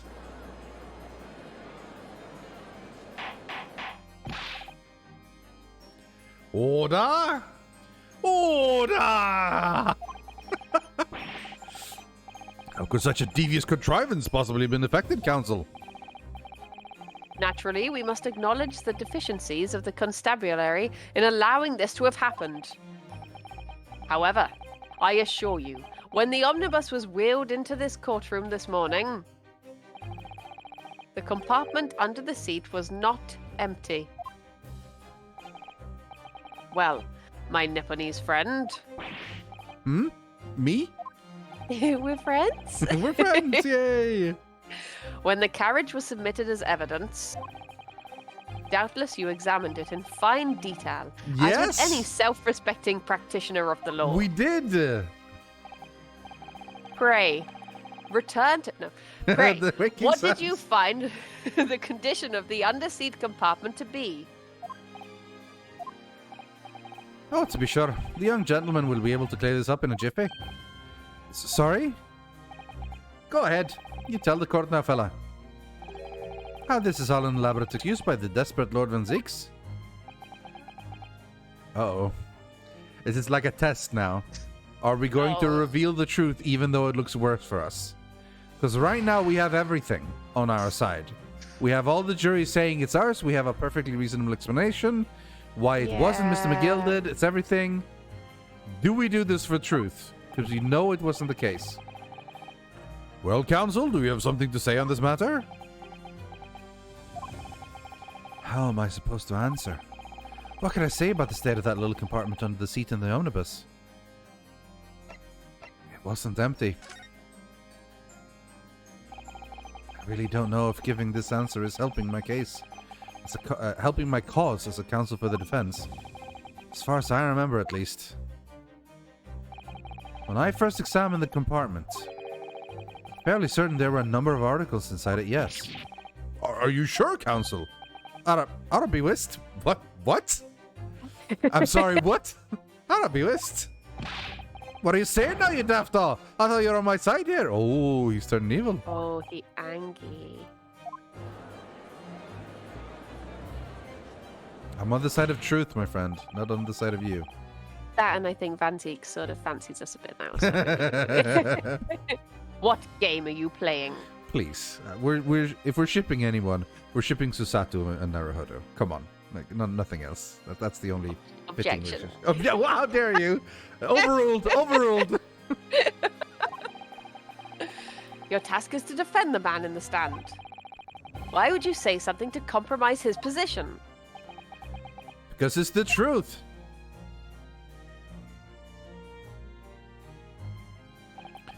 As the advocate for the defense in this trial, I confess I'm still not entirely sure where I stand. But it seems to me that I should state what facts I do know as clearly and honestly as possible. Interesting. It's not altogether pleasing, fella. I'm simply telling the truth, Mr. McGilded. Well, don't forget that you're supposed to be representing my best interest here, lad.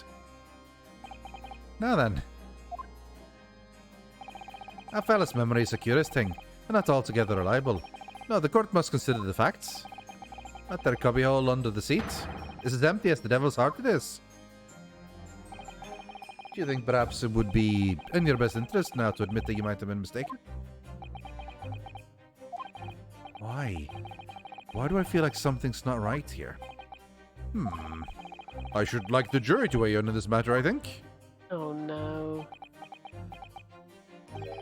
That compartment is designed to house equipment used to maintain the smooth running of the carriage. The guild's rules state that omnibuses should be properly and fully equipped at all times. So it certainly wouldn't have been empty on the night in question. Beppo isn't that irresponsible. That moneylend and fleecer and the pick purse is lying. Oh, no. Oh, no, it's going so well. I can't believe I was nearly taken in. Thinking richer. Always stinkers. Nothing but cowards, the lot of them. What? Oh, no. It's a trick. Of course it's a trick. Uh-oh. To be fair, I think that if we had said, oh yeah, it was totally empty, it would have been, aha, it was not, and then everyone would have been like, you lying liar. What else can we not trust that you've said? Exactly. Quite so. I must concur here. I would really like to know the mechanics of how they can hold up their hand, the colors change automatically, and they bang their head down, and the fire moves. The fire flies, lands in the correct scale, and then has weight that pulls. I would very much like to understand this system. With calm, calculated reasoning, one arrives clearly at the truth every time. Yes, but every time a different truth, it seems. Never know what this guy's gonna do now. Yeah. My lord, I humbly exhibit the scales of justice. Clearly, a verdict of not guilty at this time would be wholly inappropriate. Thank you, counsel. But before we proceed any further, there is the matter of the outstanding cross-examination. Counsel for the defense, begin your questioning of the witness, please. Yes, my lord. What just happened? The whole balance of the trial just shifted, almost beyond recognition. The Reaper of the Bailey is at work, it would seem. Well, also the fact that you told the truth, which worked against your client. Yeah. But it was the right thing to do. Have you heard of John Burko, the guy who used to be the Speaker in the House of Commons, and he would always shout, "Order, order"? No? He is on Cameo. I spent Oh. hours yesterday looking at Cameo. Mick Foley's on there. Yeah, a ton Sting, of the wrestlers on there. wrestler's on there. A lot of Bianca wrestlers on Belair there. is on there. Almost every wrestler's on there, honestly. Yeah. Because it's good money. And they need everything because WWE doesn't pay them well enough, particularly if they're new and young, you know? Yeah.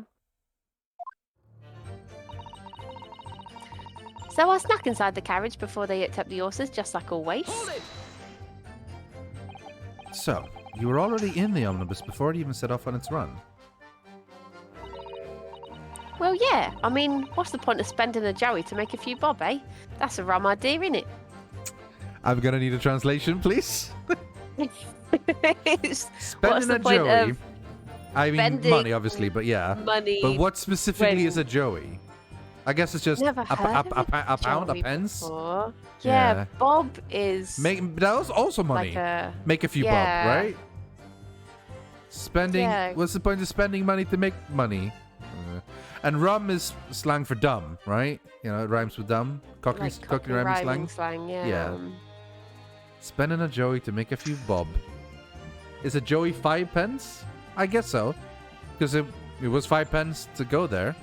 It's to make probably a few bob. named after someone. Like there was someone called Joe Fiver or something. This Joe is Fiver. how it usually works. I suppose she means there's no point in spending money to make money. Actually makes sense. Counsel, may I remind you that this girl is a petty thief? Kindly refrain from entertaining your tenants. Well, that does clear up the little mystery of the fares and all. 4 paying passengers at 5 pence apiece, making the 20 to which the cabman testified. And 1 little scapegrace riding for free. The red conch of a driver always goes for some grub before its last run, see? So that's when I slip into the carriage and get myself hidden under the seat. Nice and easy, right? But your hiding place is a storage compartment. Full of equipment for the coach. No. Oh, a silver threepence was a joey, apparently. Okay. What's a threepence? Is that 3 3 pence? pennies, yeah. But the cost was 5, though. Yeah, that's true.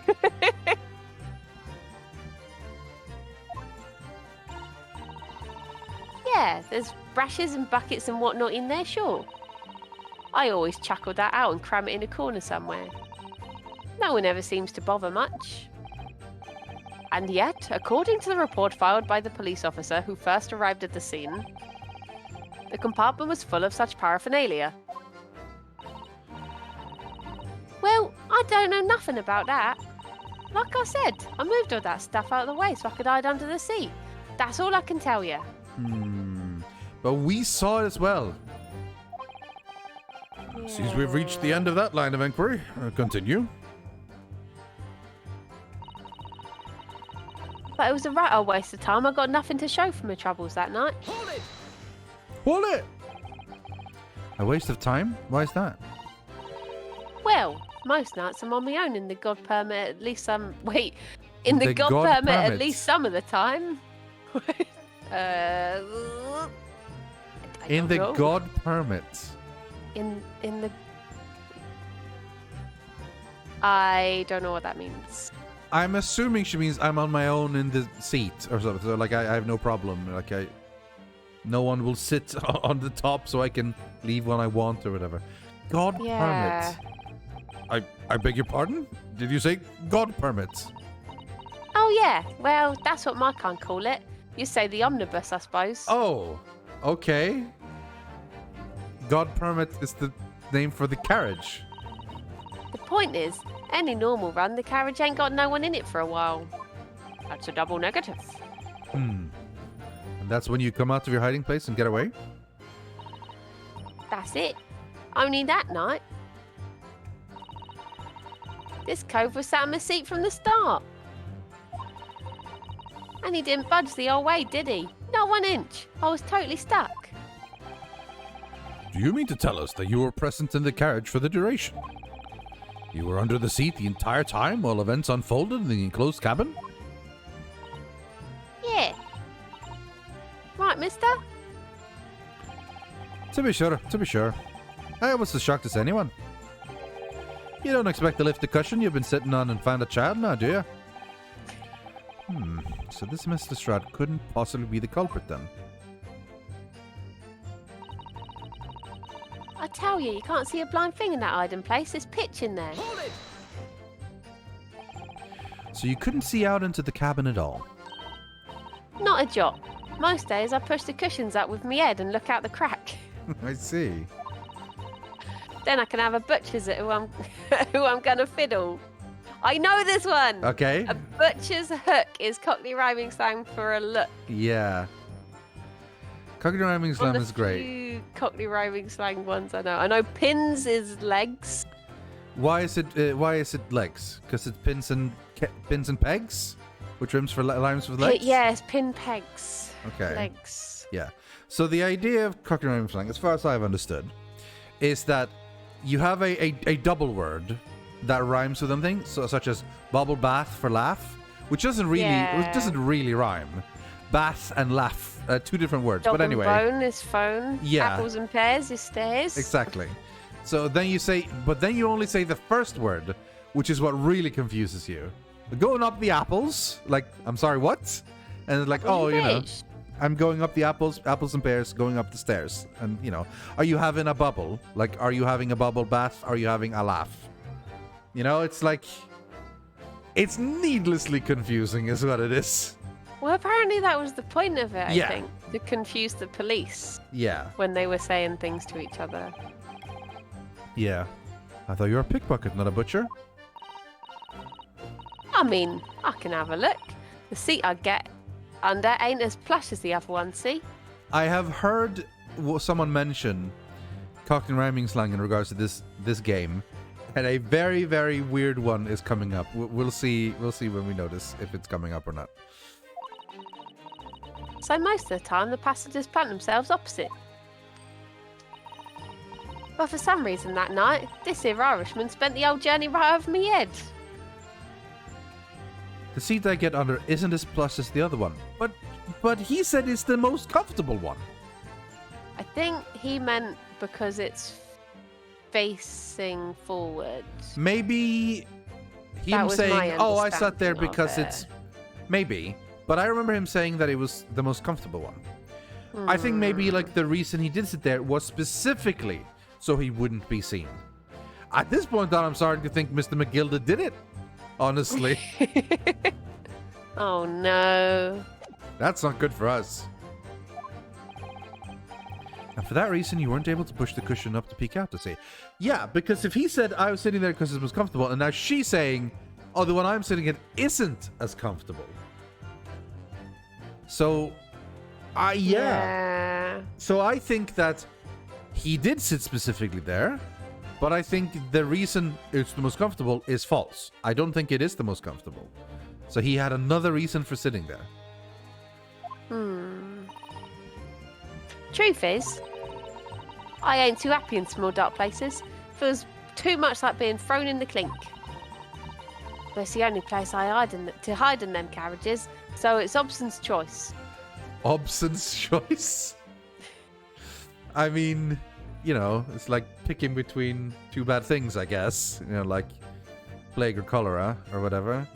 Sophie's choice. No, that's a different choice. That's picking which kid you want to survive or whatever, or you have. Yeah. But either way, it's a bad choice, yeah. Why doesn't she just stick to picking people's pockets in the open then? I say there's some reason that she's not letting on, judging from her demeanor. So anyways, I was a bit scared, but I had to just stick it out under there. Nothing else for it. Then after a while, I heard this loud bang. Nearly jumped out my skin, I did. And the scream just came out. Hold it! When you say a loud bang, do you mean the noise of someone falling to the floor? Could have been, I suppose. I don't remember so well. Point is, it made me jump. And you let out a scream involuntarily. That's right. And then I felt the cushion over my head get lighter all of a sudden. Presumably when the defendants got up in order to help the victim, yes? Or not. It could equally have been the moment the accused stood in order to stab his victim, could it not? Well, girl, did you see what happened at that crucial moment? But he heard a bang first. Like, Yeah. so if he banged and then he stood up to stab? Also a loud bang. I feel like a loud bang as in like a pistol or whatever is very different That's to a what I loud was bang as someone assuming, falling. Yeah. It was the horseback firing. Yeah. I pushed out the cushions and had a quick butchers while I had the chance, didn't I? The Irishman was sitting at the bloke what had fallen on the floor on the seat opposite. That matches. That matches Mr. McGilda's account of it, of course. Why did I think I was Susato? All of a sudden, I even put on the voice for her. I don't know. You just missing doing Giselle. I haven't done my Giselle voice in quite a while. Shut up! Shut up! I want her to But be back. then- I think she'll be back. Because I feel She like her must entire story be. wasn't over.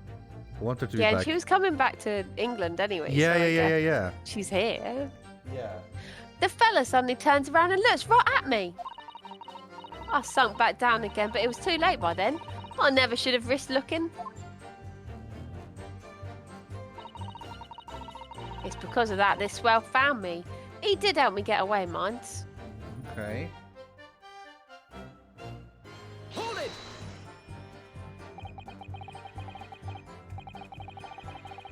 And when Mr. McGilda discovered you, he pulled you out from your hiding place?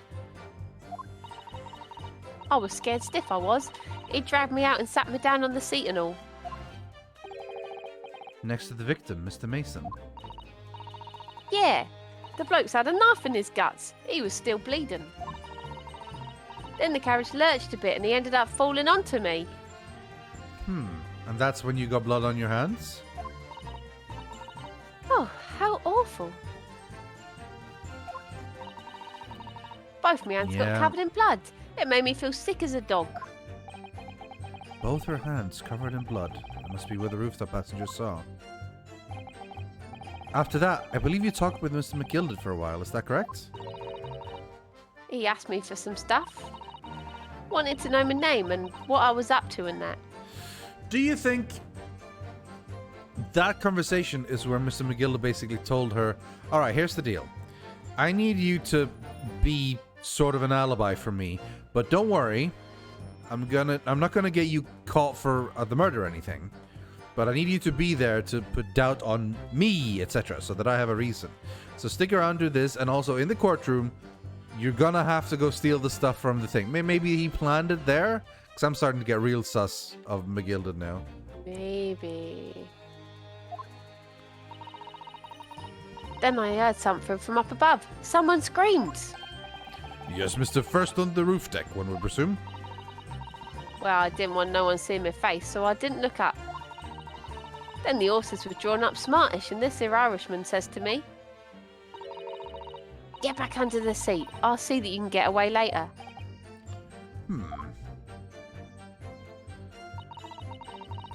All 6 members of the jury had decided the defendant was innocent.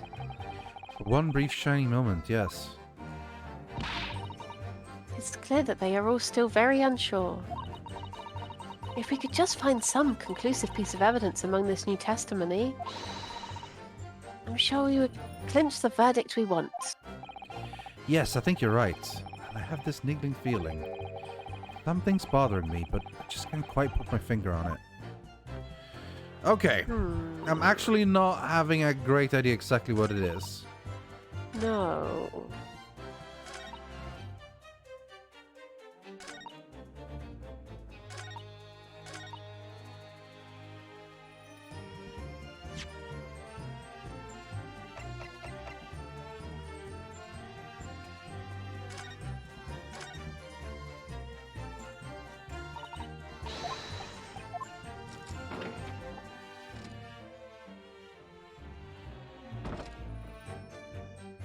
Okay, wait a minute. Were there always 2 bloodstains?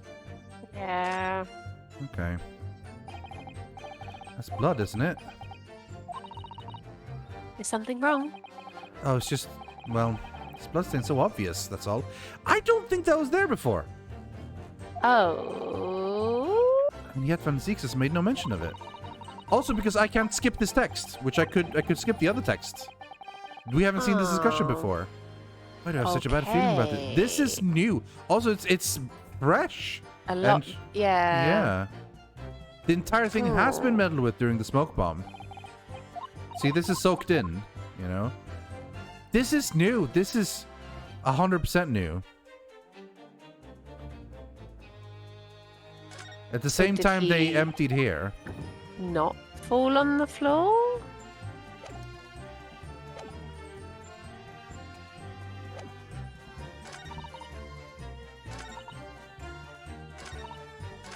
Which one to... You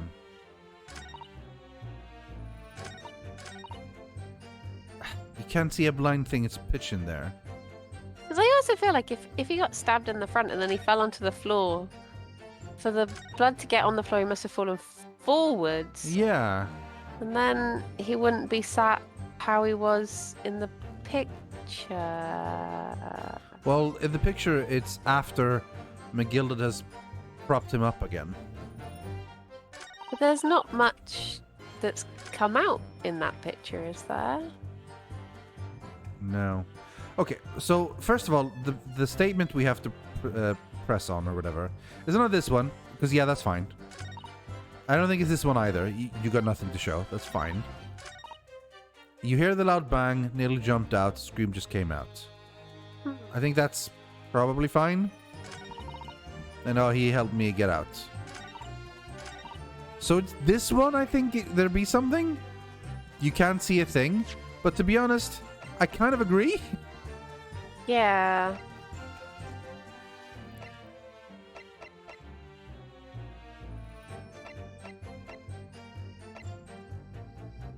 I'm a bit confused about the whole cushions thing, because she says she can lift up the cushions and see, but Yeah. that implies that the cushions were resting on her, whereas they're resting on the board. So how could you peek up through the cushions? Does she just mean that she lifts the entire lid? Well, I imagine so, yeah. Oh, okay. The seat looks reasonably soft, but it's actually rather hard when you sit on it. Only just wide enough for 2 gentlemen to sit side by side, really. Of course, an English woman would be dressed in such finery. It would be quite impossible for her to climb up to the roof deck, so she would have to be seated in here. A woman in a kimono would have the same problem. These clothes are very impractical, aren't they? Okay.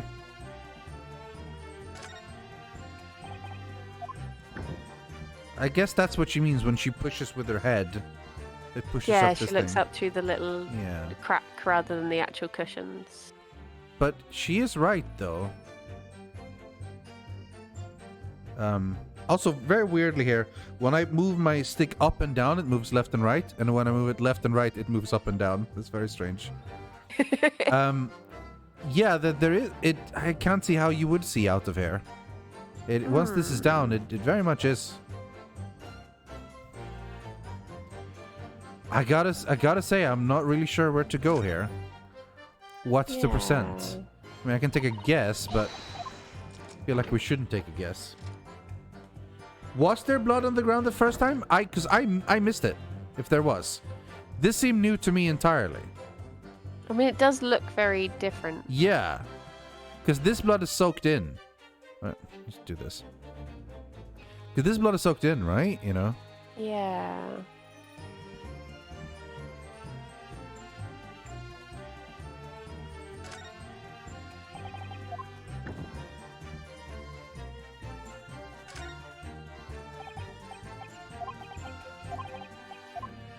Yeah.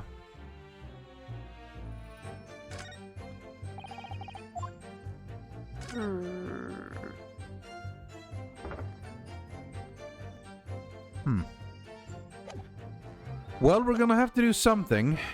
We're gonna have to start by saving the game. Because otherwise we might lose. I was thinking if I didn't want to say it. Just in case we just ran out of ideas entirely. Alright, so here's what I'm thinking. Under the can't see a blank thing. Well, I mean, that seems true. And this also seems true, you got nothing. And this also seems true, you snuck inside. Unless this is like, you couldn't have because there was a... Well, she said she moved it out to the side. Anyway. You hear the loud bang, jumped out of my skin, the scream just came out. What could we possibly present for that?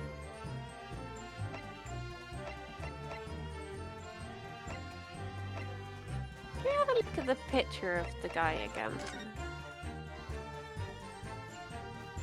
Because to me, how would blood even have got onto the seat? From that looks to me like nothing's really dripped down. It will it's drip on the onto, edge of the seat anyway. It seems to have clotted quite quickly. There's not it's not gushed out or anything. So how would that much?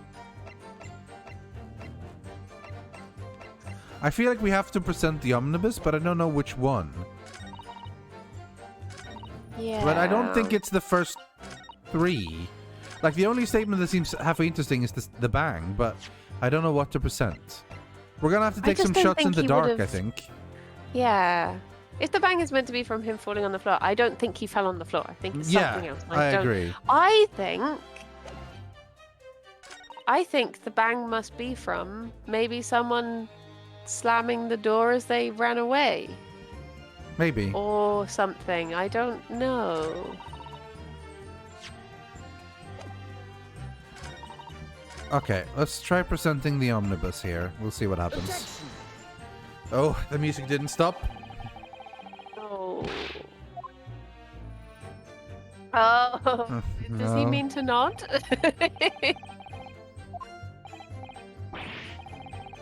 There's nothing striking about it. What is striking me is your propensity for the inane, however. Oh. I need to clear my head and come at this again from a different angle.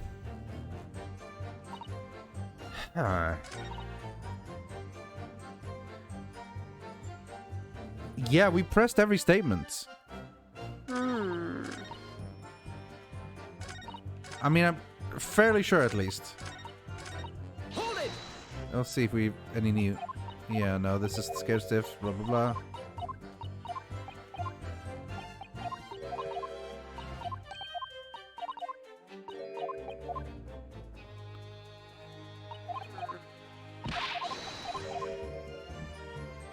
Yeah, if we've pressed the last statement, we've pressed everyone else. Objection! Objection. Well, we're screwed. Oh no! Game over. Thank you, counsel. That will do. He's guilty. I've seen enough. Hang him. According to the power system me by Her Majesty the Queen, I declare no further examination necessary. As such, I shall be requesting the final decision of the members of the jury. Are you all ready, Mr. Foreman? Certainly, my lord. Very good. Ladies and gentlemen of the jury, you will announce your findings to the court in turn, please. Guilty! Guilty. Oh. Oh. Guilty! Guilty. Guilty! Guilty. Oh, damn. Wow. Fancy. Kind of guy we had to see it. That's why we did this, of course. We just wanted to see it. Because we never would have seen it otherwise. We're I hereby find the defendant, Mr. Magnus McGilded. Magnus McGuilty, more like. More like Magnus McGuilty. Right? I thank the good ladies and gentlemen of the jury for the swift and insightful contemplation. That is all. This court is adjourned. Oh. Game over. Failed. Retry from resume a saved game. Okay.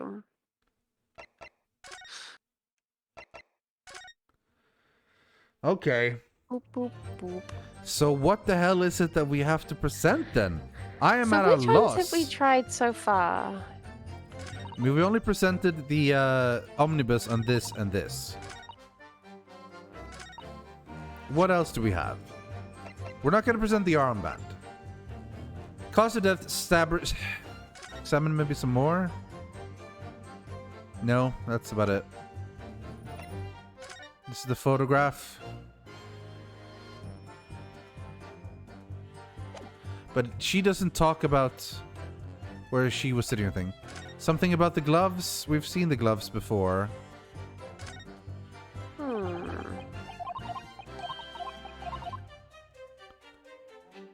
I mean, I would think the photo shows he didn't hit the floor in my mind. Yeah. Like, also, he's wearing these teeny tiny glasses, the same as the judge who has to keep on pushing them up his nose. If he Yeah. fell on the floor, his glasses would have come off. Yeah, you'd think so. And his hat. And why doesn't the hatter know the type of hat? Objection. Yeah. Ugh. No. I am really at a loss here, honestly.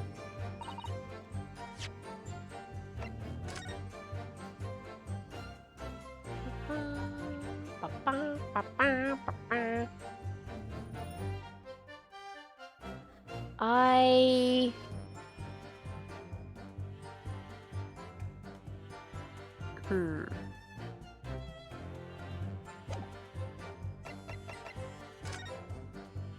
And we've checked this one as well, and it had M on it. Yeah. And blood on the inside.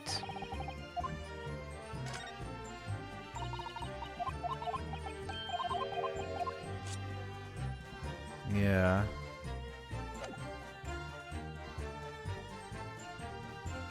If we look at the photo, I never even thought to check that that was actually the knife in the photo. Okay, it is. Yeah. Maybe just... But the bang. He died from a stab wound. I mean, I don't... Yeah. Objection. Uh-oh. Uh-oh. We're just gonna look.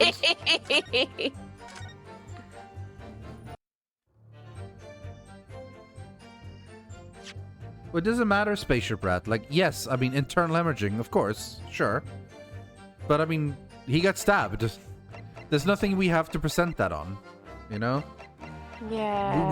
We are very much aware that he got stabbed, and that's why he bled out. But, like, that doesn't...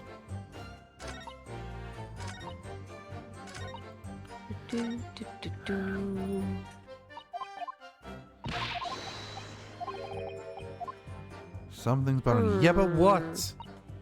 Okay, I am officially at a loss, honestly. I would say...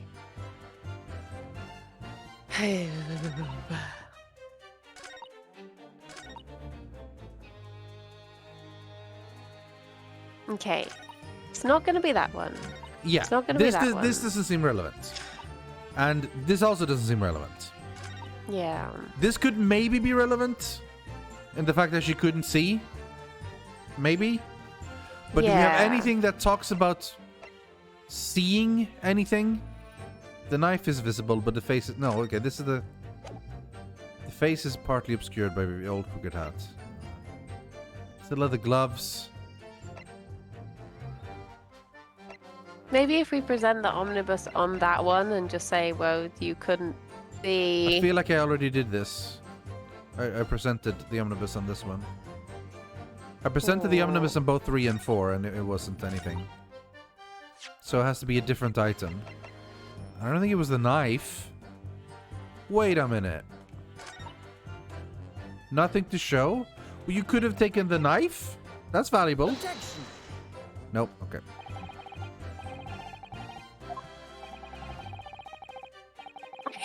The burns! The burns!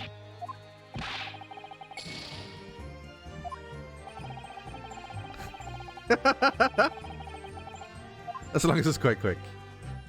Jeez, alright, so what... Oh, man. Are we gonna have to just do every single one? I mean, okay, let's... Do we open it up to chat to try to help us? Because I think we're lost, honestly. Do you want to try anything else first? Try the photo, I say. On which one?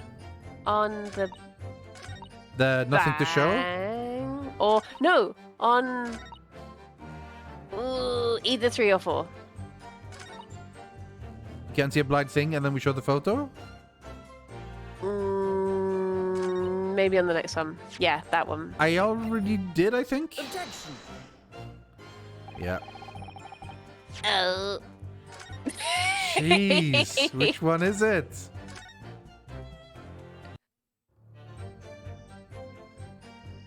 Check both of them. Check. I mean, we've checked what? Boo, boo, boo, boo. Boo, boo, boo, boo, boo, boo. Mr. McGillet isn't acting differently than anything. No, he's staying the same with all of them.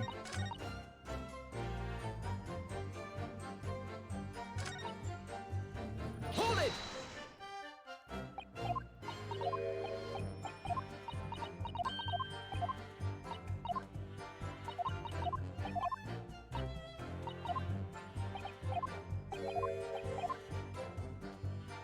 Usually, like, if you press, you unlock, like, a new statement that you can do something for. Hold it. Yeah.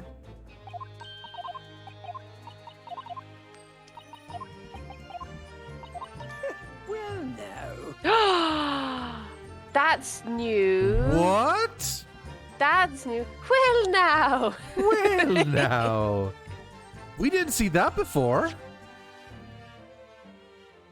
No. Or did we just miss it? No, we wouldn't have feel like missed we would have it. seen that. What the hell? Okay. Excuse me. Excuse me. Something wrong, Mr. McGilded? Oh, I do apologize. Was there something the matter, Council? I'm just wondering if Mr. Stroud's last comment made something occur to you, perhaps. You seem to be thinking something to yourself. Oh, no. It was nothing important. I was feeling bad for the poor lasses all. I remember feeling desperate myself as a young lad, shut up in the dark. So terrifying, so it was. I see. Yes, I'm sure we can all sympathize. I'm still scared of the dark now. After the days locked in the wardrobe on the boat. Aye, I don't know about yourself, but I find that the darkness seems to make everything you hear seem that much louder as well.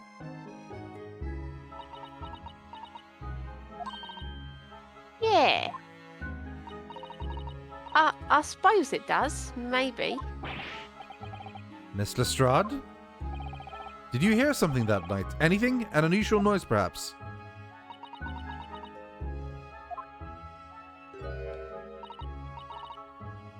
Not really.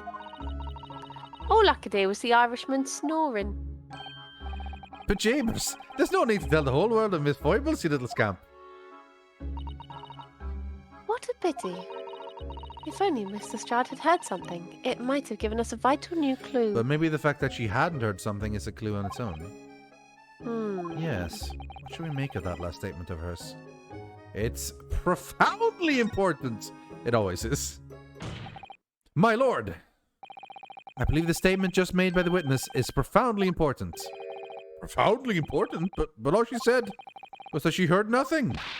Yes, which is the profoundly important point. I'm almost sure of it. I'm almost sure of it. I'm almost sure that I don't understand the inner workings of your Eastern mind, Council. Nevertheless,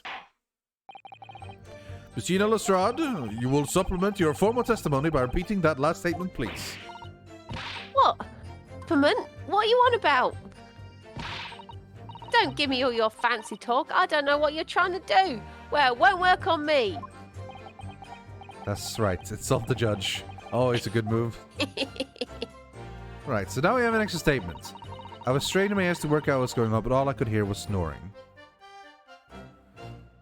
Let's press that. Let's see what that happens. So you were straining to hear what was happening the entire time, since the moment you hid yourself. Not exactly, no. Sorry? Well, there was no one in the cabin to start with.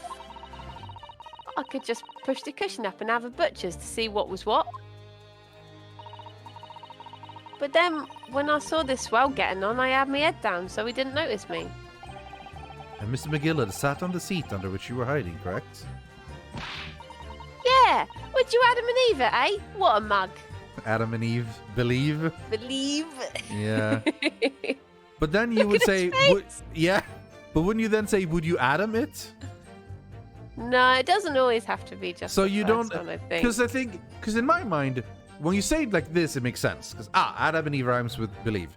But when you say Yeah. having a bubble, it's like what? Yeah. Why would you say having a bubble? Because then you think bubble would rhyme with something, but it isn't. It's rhyming with bubble bath, which is shortened. Like now you can understand. Oh, it's rhyming. But when you cut away like half the part at the I end, guess it just sort of naturally progresses over Yeah. time. yeah, like having a butcher's. It's like, I'm sorry, what?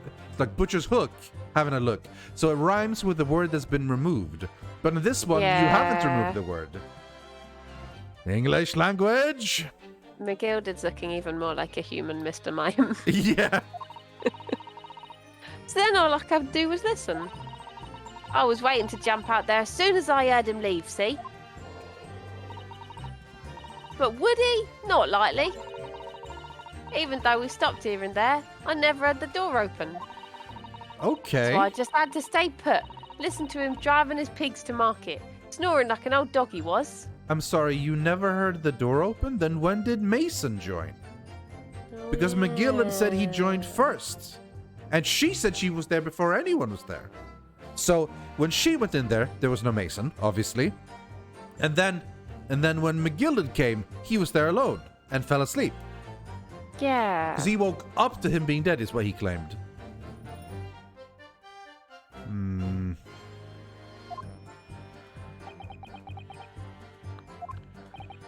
Are there any conclusions we can draw from that, I wonder? It doesn't add up.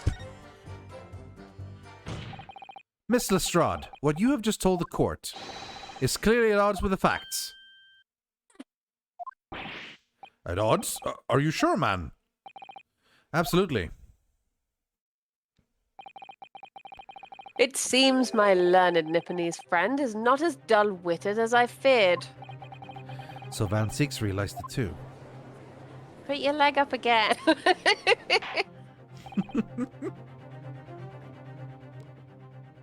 Counsel, I must insist that you bolster your claim with evidence. Or some complicit party's name at the very least. Yes, my lord. I expect you to demonstrate this alleged contradiction to the court. According to Mr. Lestrade, while she was hiding in the omnibus that last night, she heard nothing but the sound of Mr. McGillen snoring. Think, Renuska, think. The double is something else she should have heard. Show up person. Very well, my lord. Allow me to elaborate. On a particular sound that Mr. Lestrade could not have failed to hear on the night in question. The sound very clearly expressed by the presence of the following person. Thrice-fired Mason. Tim. Take that! Thrice-fired Mason? Yes, my lord. The sound that Mr. Lestrade cannot have failed to hear is that of the victim, Mr. Mason, boarding the omnibus. Ah, proper point. Order! Order! Explain your reasoning, counsel. Mr. Lestrade, allow me to confirm something. You claimed earlier that you were the first person on board the omnibus. Is that correct? Yeah, of course I was. I got him while the driver was in the pub, didn't I? And the next person to board the omnibus was Mr. McGilded? That it was. Not a soul was in the cabin when I climbed aboard. At least, not in plain sight. So you were, to all intents and purposes, alone in the enclosed cabin of the omnibus at that time. Did I not just say as much? I wasn't traveling with anyone else, if that's what you mean. Yeah, I saw him get on, remember? Through the crack under the seat cushion. Oh yeah, because you just had it open with a little bit of a crack. But then he sat down, so then it was pitch black. Yeah. He was on his own for sure. And, from what we've heard, the carriage made a number of stops after that on its onward journey. During which time, did you not hear the door opening or closing at all? Nah, I never heard it. That's exactly what I was listening for, weren't it? Waiting for this swell to leave. In which case, when and how did the victim end up in the carriage? Ah! We know that the victim collapsed inside the enclosed cabin of the omnibus. Therefore, Miss Lestrade's statement about what she did or did not hear is at odds with the facts. Ah! You see the knife flipper sitting there? Yes, this petty thief's statement was clearly flawed. Lord Van Seeks. Yes. He knew. He knew all too well that there was an inconsistency in Mr. Strauss' statement. And handsome. Quit! Quit! Aww. It would seem words of thanks are in order for my learned friend. What are you talking about? You have demonstrated matters impeccably. This witness and her colourful statements are entirely unreliable. Her words are convenient untruths, nothing more.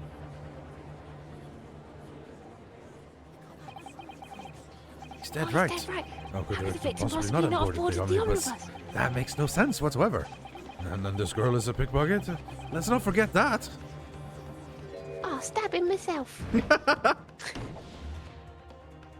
Oh boy. Oh no. Ah, she didn't even say anything. Didn't want to judge the dear little mite just because she has some rather naughty ways. But I must say, I can't abide liars. And neither can I.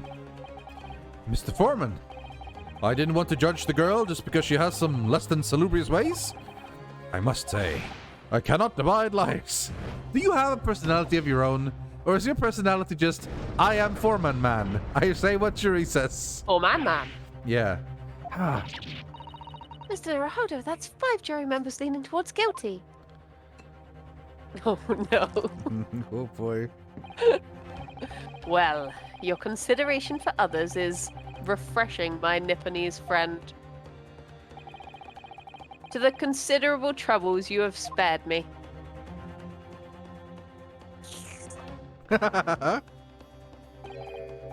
Yes. Very refreshing. Very refreshing wine, this. I'd like to think of it as the blood of my enemies in many ways. Ah. Gar, what are you playing at? Have you forgotten who you're working for, you useless Eastern Hamadan? Hamadan? Oh, was he? No! This is carnage. It's perfect. Sure, number 2 is the only one left. Mr. Naruhodo, the way this is going... I know. If we can't find some new ways to convince everyone of Matilda's innocence, the judge will rule and will have lost. I very much wanted to believe the words of... This sounds a lot like the person on the stand. Very much wanted to believe the words of one of London's most respected gentlemen. But... those of us in service know we must accept our troops. No! Hold it!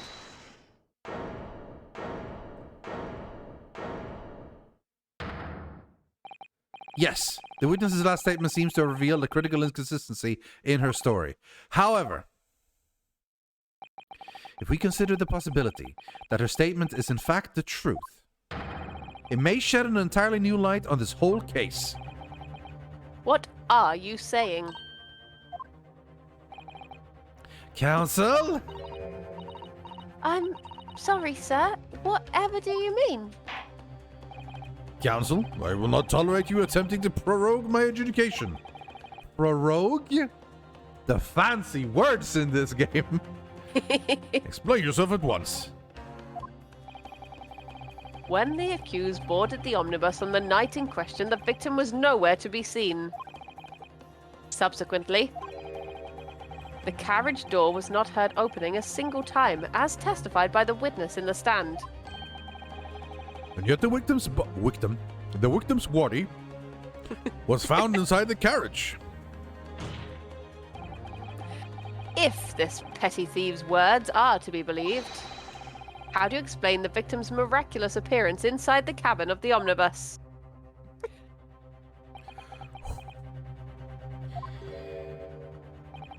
There's only one way to explain how the victim came to be inside the carriage. Can I just make a point of saying just how thirsty my chat currently are for Von Seeks? Oh my god. especially Kirsty. Oh my god.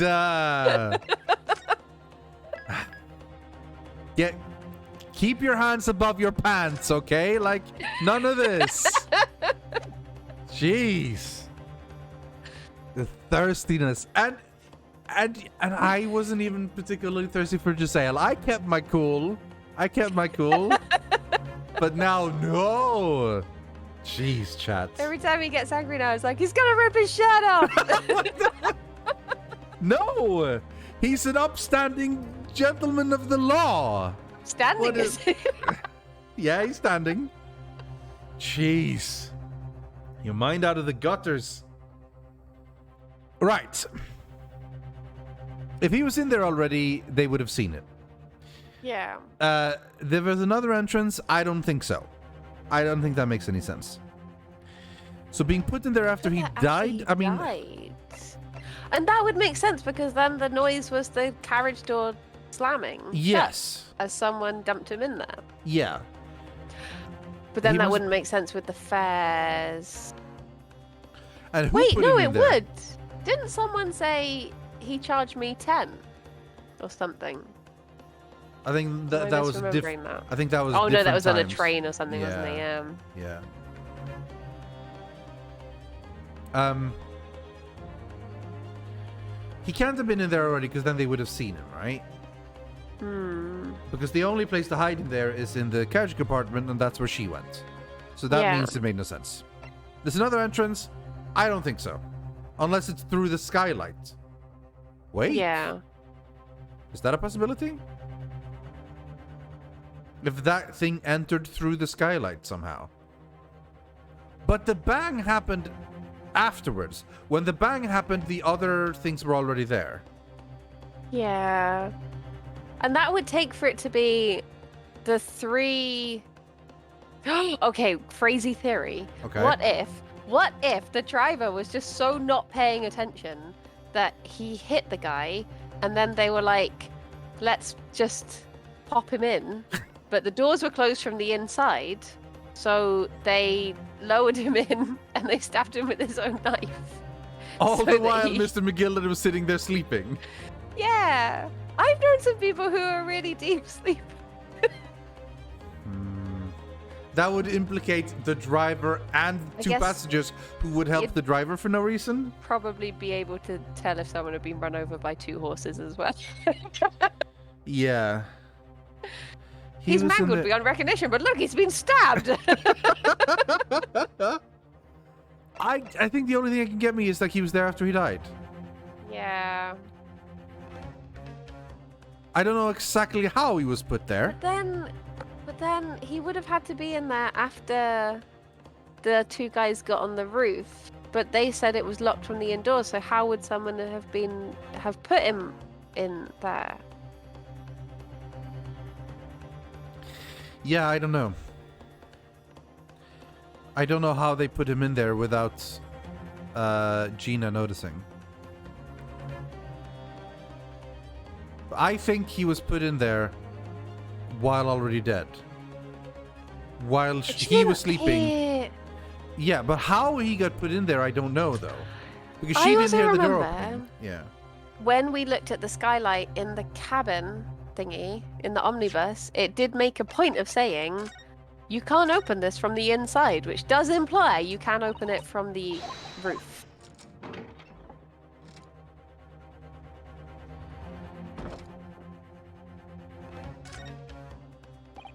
It's quite a large skylight, large enough to afford a good view.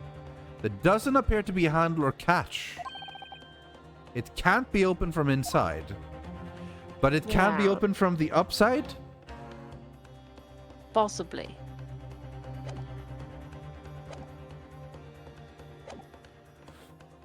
In that case, there is another entrance. Yeah. The skylight. Can we look at it from above?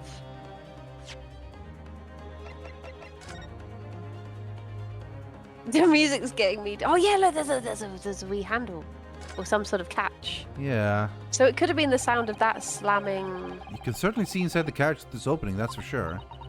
Yes, and there's a lamp in the enclosed cabin. So I'm sure the witnesses would have been able to see quite clearly. It's not good for us. Yeah, so someone could have opened from here and lowered him down. Or he himself was up there. Mason was up there. And he snuck Climbed down in. and stabbed himself. Yeah. I'll show him. I'll show him.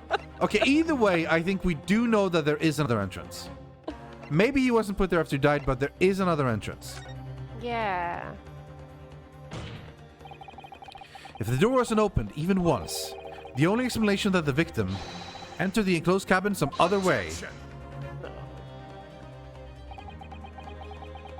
I wonder what new fantasy you would come up with in your blind panic. But behold, the omnibus is here for all to see. Only one side of the enclosed cabin is furnished with a door, the other has only windows. Fixed windows which cannot possibly open. In short, there is no entrance to the cabin other than the door. Objection! But there could be. There's one possibility you haven't considered. Oh, really? Yes, one other way inside that isn't the door. Another opening, the use of which allowed the victim to appear inside the enclosed cabin. Did he just use the Kazuma desk fist instead of the slam? Maybe. Are we evolving? Yeah, we are. We're becoming more like him. All right, counsel. The defense will identify the location for the court. Here's the omnibus in which the incident occurred. Where on earth is this entrance by which you propose the victims enter the cabin? We mean right here. Present. The answer is obvious. It can only have been the skylight.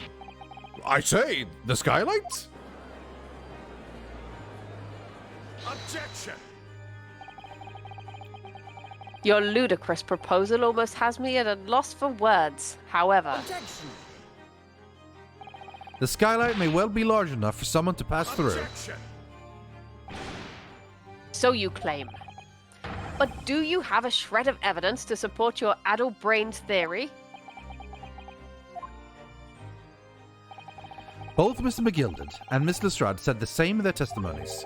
They each claimed to have heard a loud thud, such as the noise made by someone falling to the floor. Technically, she said bang, not a thud. Yeah. Yes, which has already been explained. That's the sound of the victim falling from his seat, having been assaulted with the dagger. No. Or rather, he's kind of. Because it was the victim falling after having been assaulted with the dagger, but it is falling from the skylight down. That's what would have woken them up. He falls down with the knife already in him. Yes. Unless No. he has the knife with him. He comes down to assassinate Mr. McGilded because remember, he's about to lose all his money to McGilded, right? So he's bringing the knife with him to go kill McGilded, opens up the door, falls and stabs himself. Accident death.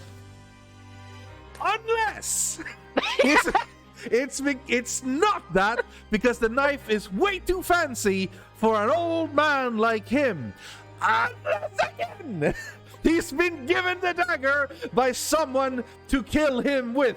It's like, hello, I know that you are about to lose all your money from Mr. Mason, Mr. McGilded. So take this knife and stab him. I think that's the last unless I have for now. Hello, my name is Thrice-Fired Mason. You took my money. Prepare to die. Stop saying that. Oh, it could I be. love that movie. It could Oh, be. I figured out recently that Silas hadn't seen that movie, and we were like, dude, you gotta watch. It is such a good movie. It is such a feel-good movie. Such a fantastic adventure from start to finish. It's really good. That movie is Princess Bride, by the way, just in case no one knows. But you should know, but you know. If anyone in chat hasn't seen it, watch it. Yes, it has. But would a man slipping from the seat onto the floor really have made such a loud noise? No, not really. It would be very much like a... It wouldn't be like a big, loud noise. Ba-dum-bum-tsh. Yeah. You see, Tom Scott made a video to see if the joke like two like two a drums and drum a hi kit hat fall falls from off a the cliff. fall from a Yeah. cliff. And he tested that, and they did actually make that noise. Really? Yeah, it was like myth confirmed.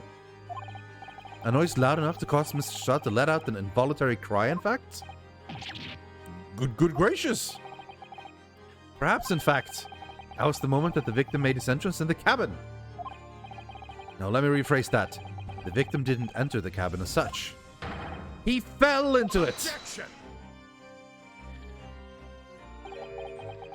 You're now suggesting that the victim fell from the skylight into the cabin? That's simply impossible. How can you be so sure? Because if the victim had fallen inside through the skylight, as you say, the passengers on the roof deck would have seen it happen. What if this was before the passengers? And yet, not one person made mention of such event in their testimony. Well, yes, that's true, but...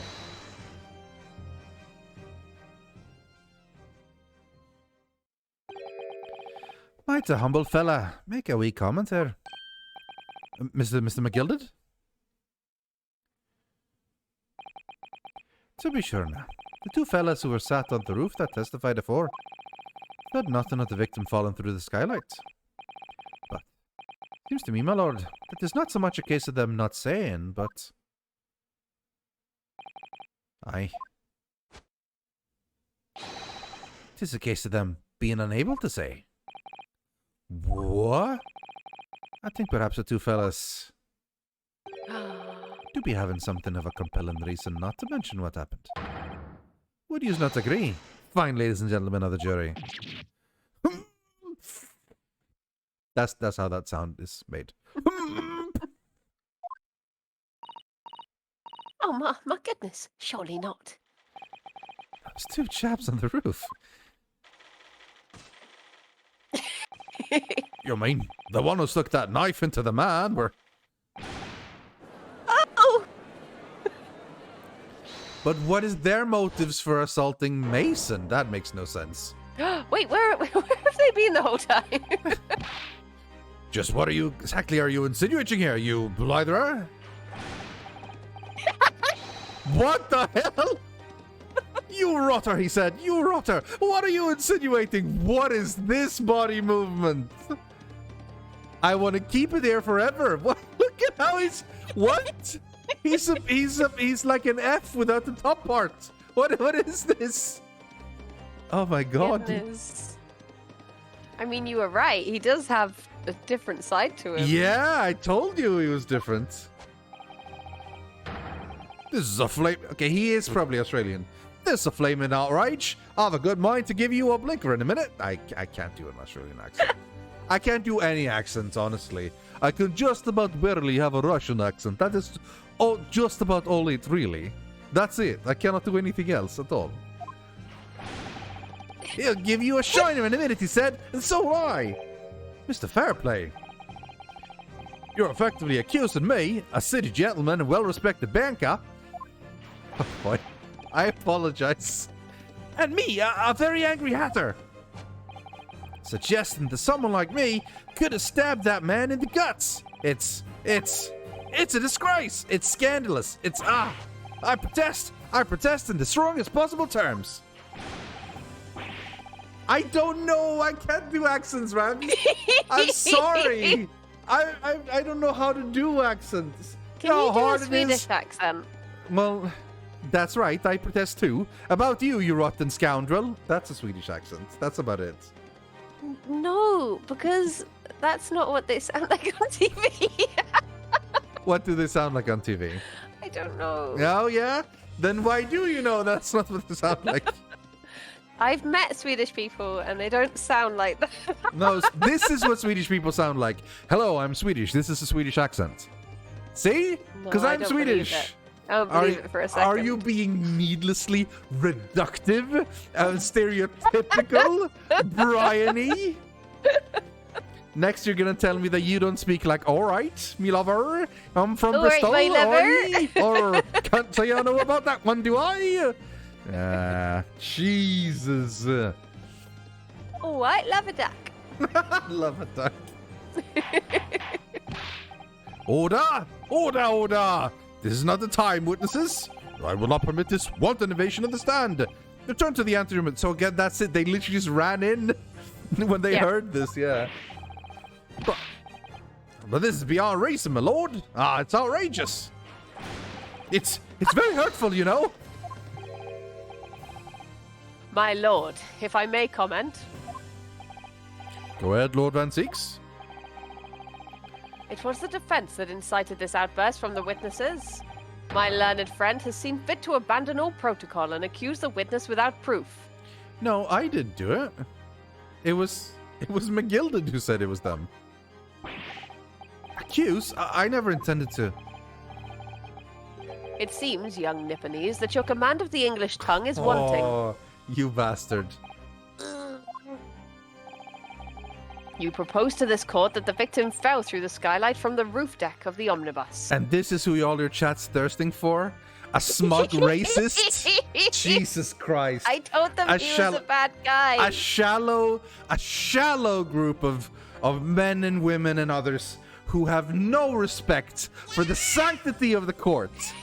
Oh, it disappoints me knowing that this is the audience that my voice hears. But we can change him. No, you cannot. He's unchanged. Actually, he strikes me as the type of character who will end up the game being somewhat good. Anyway, thank you, Waka, for subscribing. By the way. Yeah. You process court the victim fell through omnibus. Yeah. That hypothesis cannot possibly stand without the rooftop passengers being aware of the events. You have branded these gentlemen liars. You have intimated their criminal guilt. In our British court of law, that is what is termed a baseless accusation. I know it's rushed to put the study forward without any actual evidence, but you can't just dismiss it without a second thought. What are we wasting time for? Get them to testify. I thought there was something fishy about that hat from the moment I laid eyes on the fellow.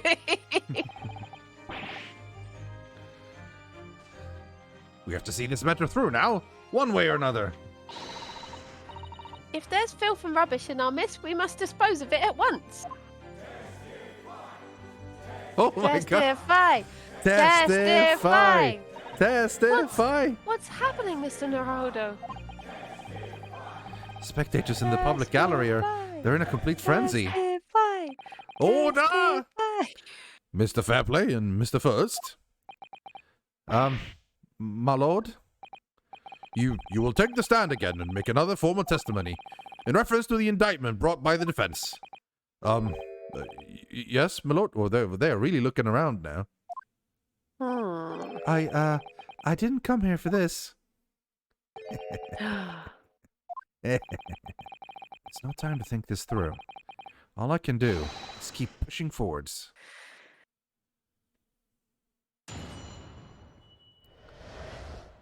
Refuting the accusation. We were the only two people up on that roof deck. Dead or alive, I can swear to that. If anything had happened while we were sitting, don't you think one or the other of us would have noticed? In any case, neither of us knew the first thing about the victim. We had no reason to kill the man. The skylight was shut the entire time, I tell you. We couldn't possibly have opened it. If you're so sure the victim fell through the skylight, see, that's what happens every time. I tried to do it. Squire, you are going, where, it doesn't work. I should just start doing every voice completely monotone. Just entirely boring, same accent for all of them. If you're so sure the victim fell through the skylight, where's your proof?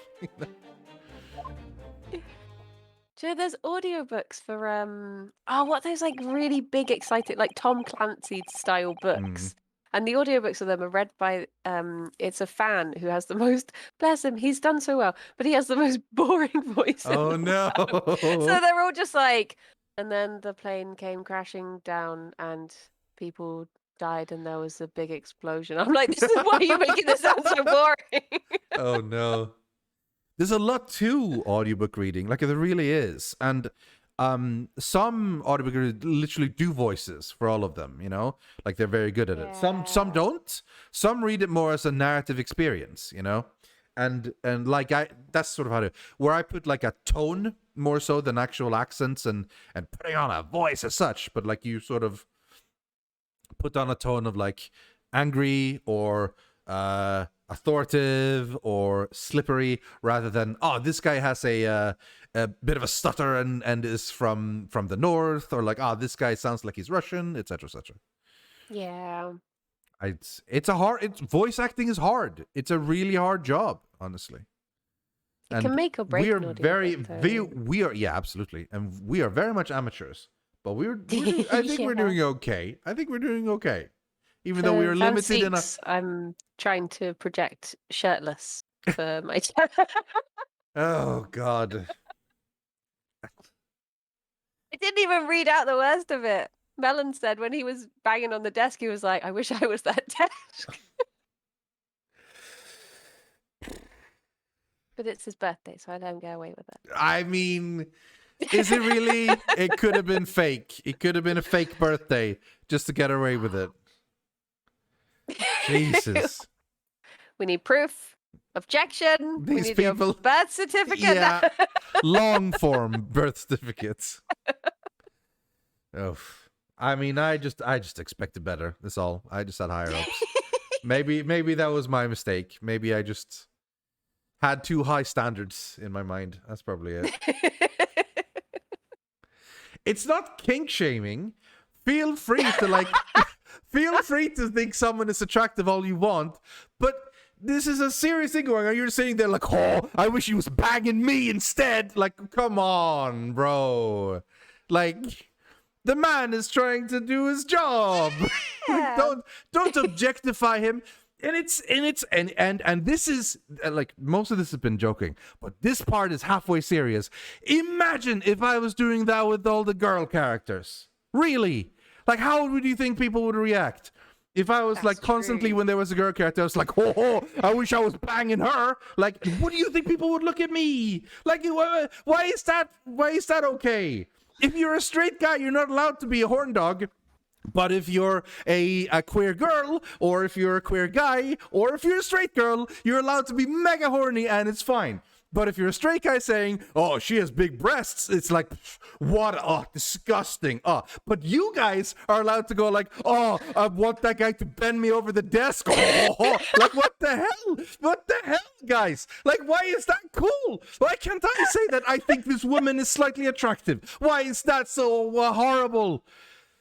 I swear to God and this court that we will keep this case at a high standard of discussion and not lower ourselves to the base level of animals. That has been what I wanted to say. Coming to my TED Talk. Thank you for listening. And now I would like to continue with the case. Okay. Just saying. Mr. Just Sexy, saying. if you'd like to continue. Sorry. If you're gonna thirst for anyone, thirst for the judge. He seems like a nice chap, honestly. I must say, on listening to this testimony, it's somewhat hard to imagine.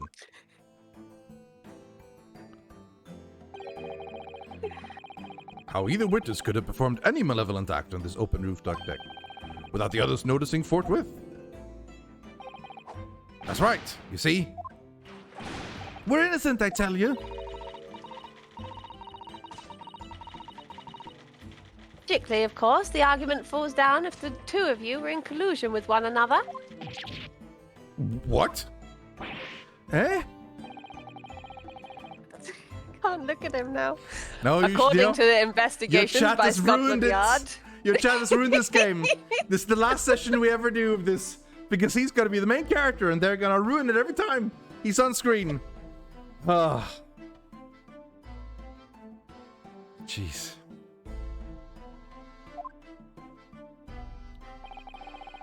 The two witnesses share no common dealings. Well, I don't trust coppers any more than I trust the stinking rich. Something doesn't feel right here. The trial is going in our favor, really. So why do I feel so uneasy? Counsel for the defense, over to you. Your cross-examination, please. Oh, yes, my lord.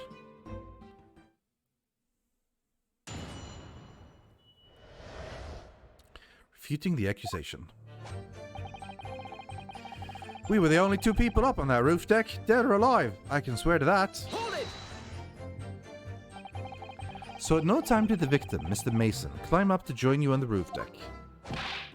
Absolutely not, Dickon. Okay. No question about it, he said. None at all. Oh, but yes, of course. I remember seeing them both.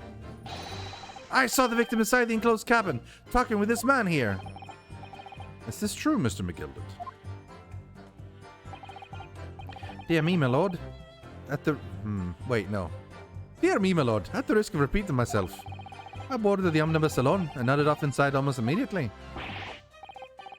That's an outright lie! Without doubt, you were engaged in... Let me stop you there, fella, and ask. Do you have any evidence at all? At all? Ah. It's all about evidence in the courts these days, so it is. You do well to remember that. I saw you with my own eyes! This is going so well. If anything had happened while we were still sitting, don't you think one or the other of us would have noticed? Well, it was on the final run of the omnibus, at past 10 o'clock of the evening. It would certainly have been quite dark. Perhaps too dark to see clearly. Is this some kind of a lock? Is this some kind of a joke, he said? Is that what this is? This guy's changed a lot. Or perhaps one or the other of you fell asleep briefly? Are you fair dinkum, sir? Are you serious, sir? That's what he said. He's translating the Australian. That's what he's doing. It's impossible, I tell you. I'll give you the keys to the vault if you could fall asleep in that bit of cold. Now, if you did manage it, your eyelids would freeze shut and you'd never open them again. That's extreme. It was extreme, I tell you. And we had to put up with it because his man had locked the door. Any true gent would have unlocked it and let me in when I knocked. I'm dreadfully sorry about that, young fella. I have to think to get this accent I out feel of my bad that you're head. doing all 4 of these voices. There's a lot of voices right now. Any second now, I'll be in. Well, you see, I was away with the fairies and didn't hear you at all. But he said he saw someone wave him away. Aha! Yeah. That's a lie. I saw you through the glass. You were talking to someone. No. It was a cold night, so it was. People do be seeing things that aren't really in the cold. This is hardly surprising. Seeing things! Seeing things! I believe we have reached an impasse here on this particular point. You! Don't take it personally now, lad. If I'm a suspect in this case, then it's only fair that you and the other fiend are too. Open and free competition is what a capitalist society is all about. This isn't the competition I should like to be involved in, really. In any case, neither of us knew the first thing about the victim. We had no reason to kill the man. Hold it! That's not true.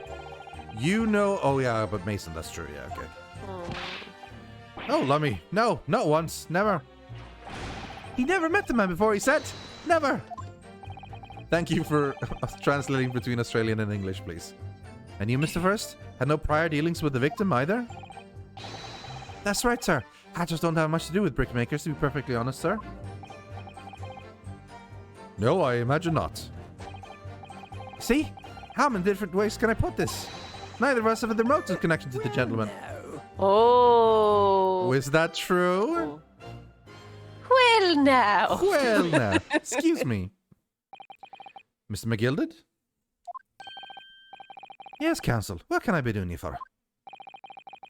Did the witness's last statement give you pause for thought somehow? Not the remotest connection. Is that right now? I wonder. What are you insinuating now? Ah, Mr. Fairplay. It's been too long, as it has. Eh? If I'm not very much mistaken, I believe it is fast approaching, is it not? Your repayment date. I beg your pardon? You borrowed 20 Guinness from me, sir. An unconscionable rate of interest. You tricked me. It's extortion.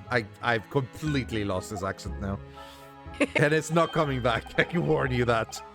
Well now, is that a touch of begrudgery, is it? The sort of begrudgery that might motivate a fella to pass his crimes off on another? Ah! And young Mr. First. Me, sir? What do you want with me, sir? You do been making hats for a living, do you not? That there top hat sliding about on your head. Not one of your own creations, is it? Oh, well, I'm still just an apprentice, you understand? I'm learning to find the perfect fit for whatever fine gent walks through the door. The perfect fit, is it? Well, it is a very distinctive design, so it is. Yeah, it's a shit hat, pal. I'm sorry. It's just really a garbage hat you've made. I didn't want to say it, but oh god, that is a garbage hat. Many customers like it, I tell you. They like the distinctive touch. Customers. Such as thrice-fied Mason. Ah. There was a photographic print of the victim submitted as evidence of war, my lord. Hmm? Yeah. This you mean. And look, he's got the style. That very basic style. I can't help thinking that the poor fella's hat looks distinctly familiar, wouldn't you say? Oh! That's one of my hats! Aye, that it is. So it would seem the brickmaker was a customer of yours. The sort of customer I wager you could have had a wee quarrel with over the distinctiveness of the goods. Oh, no, sir. Absolutely not, sir. Well, there's really nothing more to add.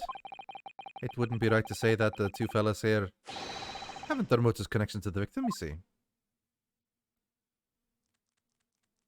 I feel like the hat is a bit of a stretch. I'll grant him the hat, yes. But the other one is...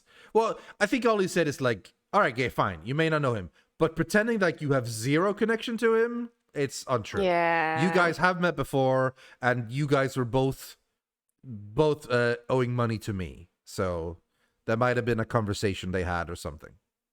Yeah. You little weasel. Ah. He's better at this than I am. Gosh, Mr. McGilded has certainly been thorough in his research, hasn't he?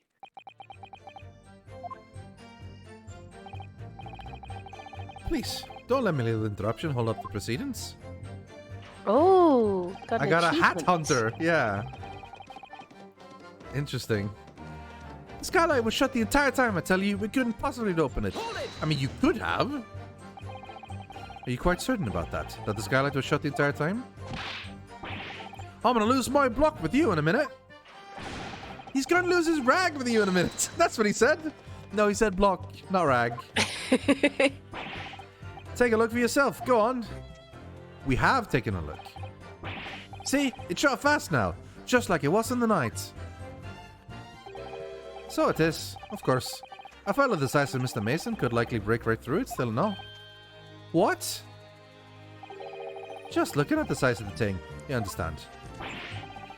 Now you just hold on there a minute, sir. The size of the thing means nothing. Okay, now he's Irish. I will. Now you hold on there a minute. No, it's gone. Not on its own. Let's consider the bigger picture here, shall we? Let's stop biting our cane, shall we? I was riding the omnibus on another occasion when, I broke wind loudly. What? This is relevant to the court proceeding. He farted so loud he shocked himself. What? Like a dog. Just like, whoa, what was that? What was that? That is pretty hilarious. When a dog farts and they're like startled. What was that? Whoa, did you guys hear that? This is an unexpected confession, Mr. First. Oh, I just mean to say, well, the point is, I tried to open the skylight, you see. Wait, why? Why did you open this? So that they could smell what you delivered? Means he was on the inside or something? Oh, he's saying okay. On a different occasion? In a previous journey. Yeah, another occasion. Okay, yeah. Yeah, fine. You can't open from the inside, but you can. Okay, but you can from the outside. Everyone was looking daggers at me, sir. I went as red as rouge, I did. Are you expecting me to sentence you? Oh, no, sir. The point is, the skylight can't be opened. I tried and tried when I was inside that cabin of shame.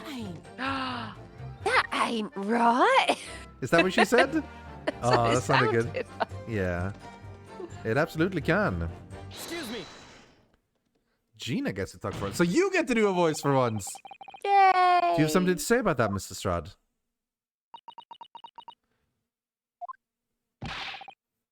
Miss Lestrade?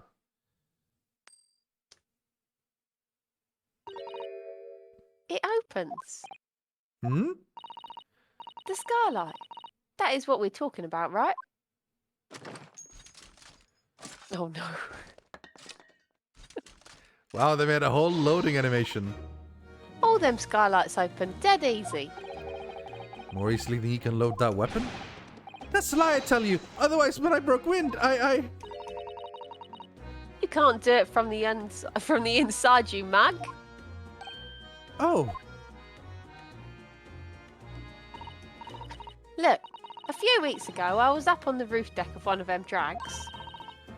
And I had a great haul. I mean, I had purses coming out me ears. Miss Lestrade, this is not the forum to be eulogizing on the subject of criminal activities. Well, anyway, I had a bit of a scare. When I lifted the last bloke's purse, he got wise to me. All four of them surrounded me, so I couldn't hop off the bus and leg it. So what I did was, I used the skylight, opened the catch and jumped right through. What? Yeah, the catch frame skylights is on the top side. That's why you can't open them from inside the cabin. The skylight opens from the roof deck? But we sort of knew this. Oh, I mean, the players knew this. I'm not sure the characters exactly knew, but we saw the hatch when we were looking. Yeah. Bailiff? Climb up onto the roof of the omnibus at once and verify the witness's claims. All right, you want to? Here I go. Here we go. Having a look. Having a bit of a gander. Oh, look at that. He opens. Look at that, he opens Bob's real your good. uncle. Robert is your father's brother. Oh, my hat! See?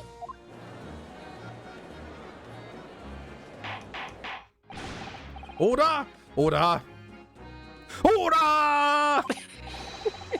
So, it appears the street girl's statement is quite true. I don't believe it. The skylight opens from the roof deck. To Naruhodo. This could be the clue we've been looking for. Well, counsel for the defense, please continue with your cross-examination. Yes, my lord. So, the skylight opens. Perhaps I should investigate for myself. We already did, I'm pretty sure. Let's see if there's anything new, I guess, but I'm pretty sure we did do the examination already.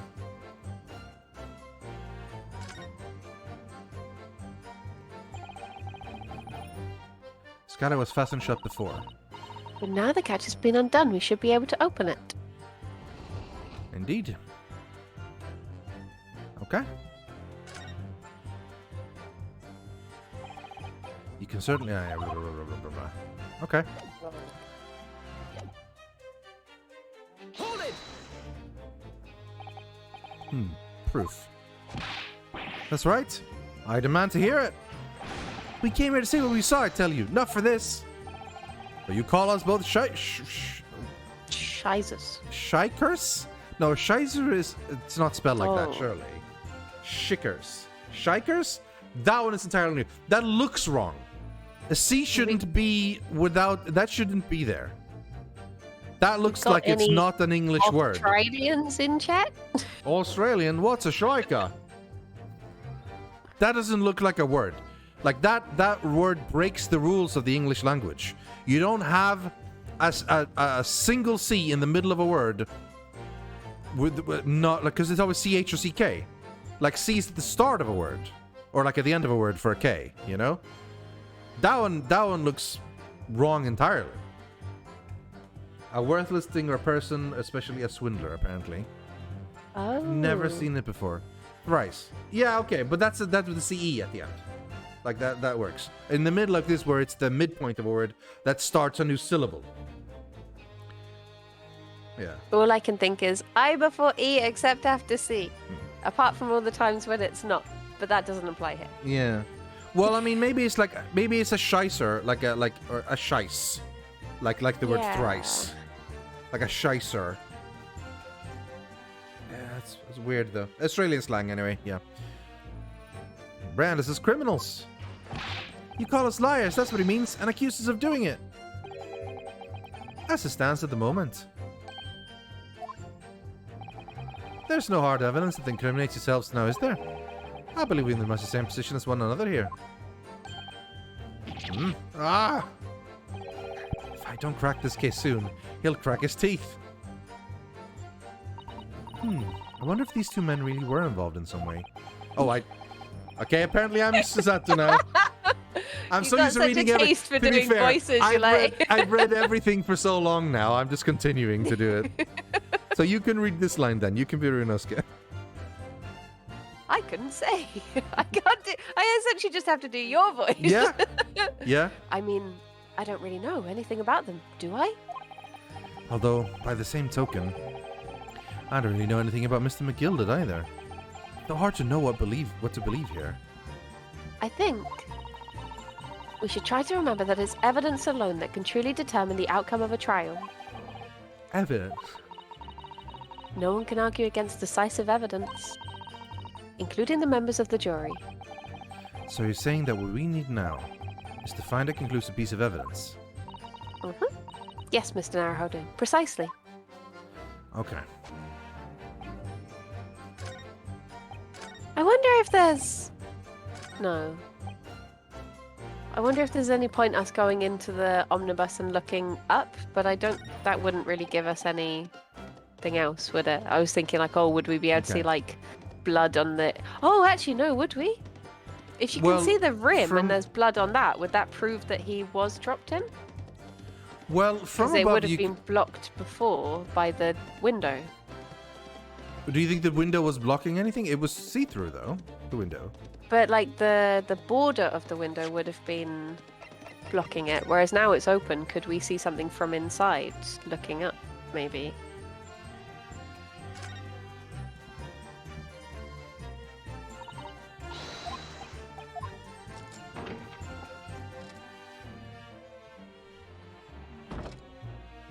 Ah!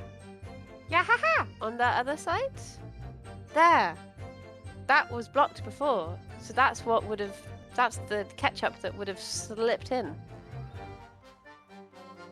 Wait, but I don't see any blood. On the... If you go right... There! Like, wait, let me find- that's blood? Oh shit, you're right, yeah. I was just like, that's just like something. But no, it's like literally... Because honestly, it's probably a colorblind thing, because... Yeah, I realised that. Yeah, let me explain why. The red on the red thing. Okay, I've been skipping this conversation because they're like, we can read it later. But yeah, like they're literally talking about the blood. Let's go. Yeah. Yeah. It's blood. Why would there be a blood stain here? Because he fell in. Surely it can't be unrelated to the case, etc. Okay, we're gonna have to see this conversation again, but yeah. Yeah, haha! Yeah, haha.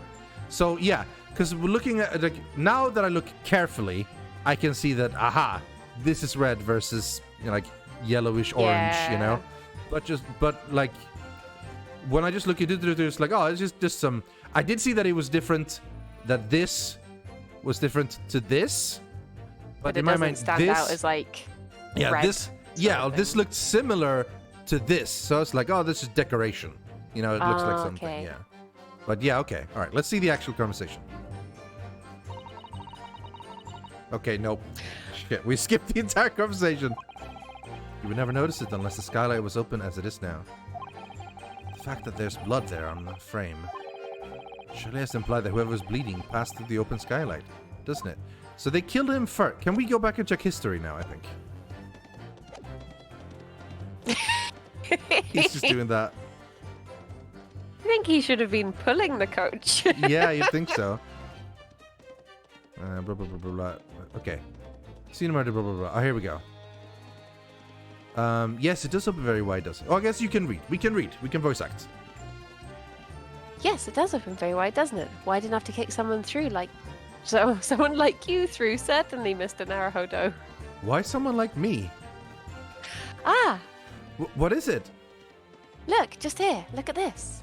That's, without question, It's blood. why would there be a bloodstain there? Surely it can't be unrelated to the case, can it? The details of the omnibus has been updated in the court record. Ah, what an extraordinary place to find a bloodstain. You would never notice it unless the skylight was open as it is now. The fact that there's blood there on the frame, it surely has to imply that whoever is bleeding passed through the open skylight, doesn't it? And now we can present the omnibus. Objection!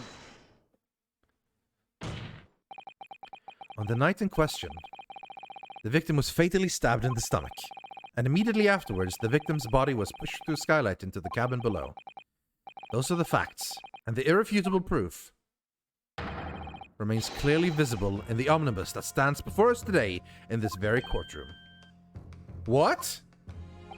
That's utter humbug. You can't possibly have any evidence. No, you can't. I mean, we didn't do it, I tell you. It's impossible. Irrefutable proof here in this courtroom. Counsel. My lord, I believe everyone would appreciate a little clarification here.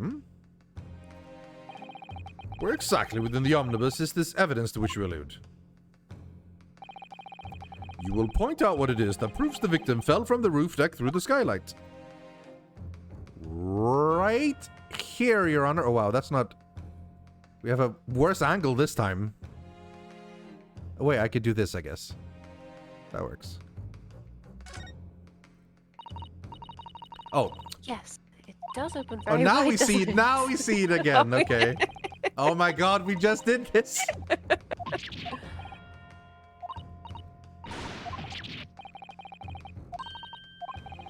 Now we get a better angle, to be fair. No, we don't. Okay. Present. Got it. Got it! By Jupiter. Is that blood? Ah. He's gonna... How does he have 1, a cane, 2, teeth still holding, honestly?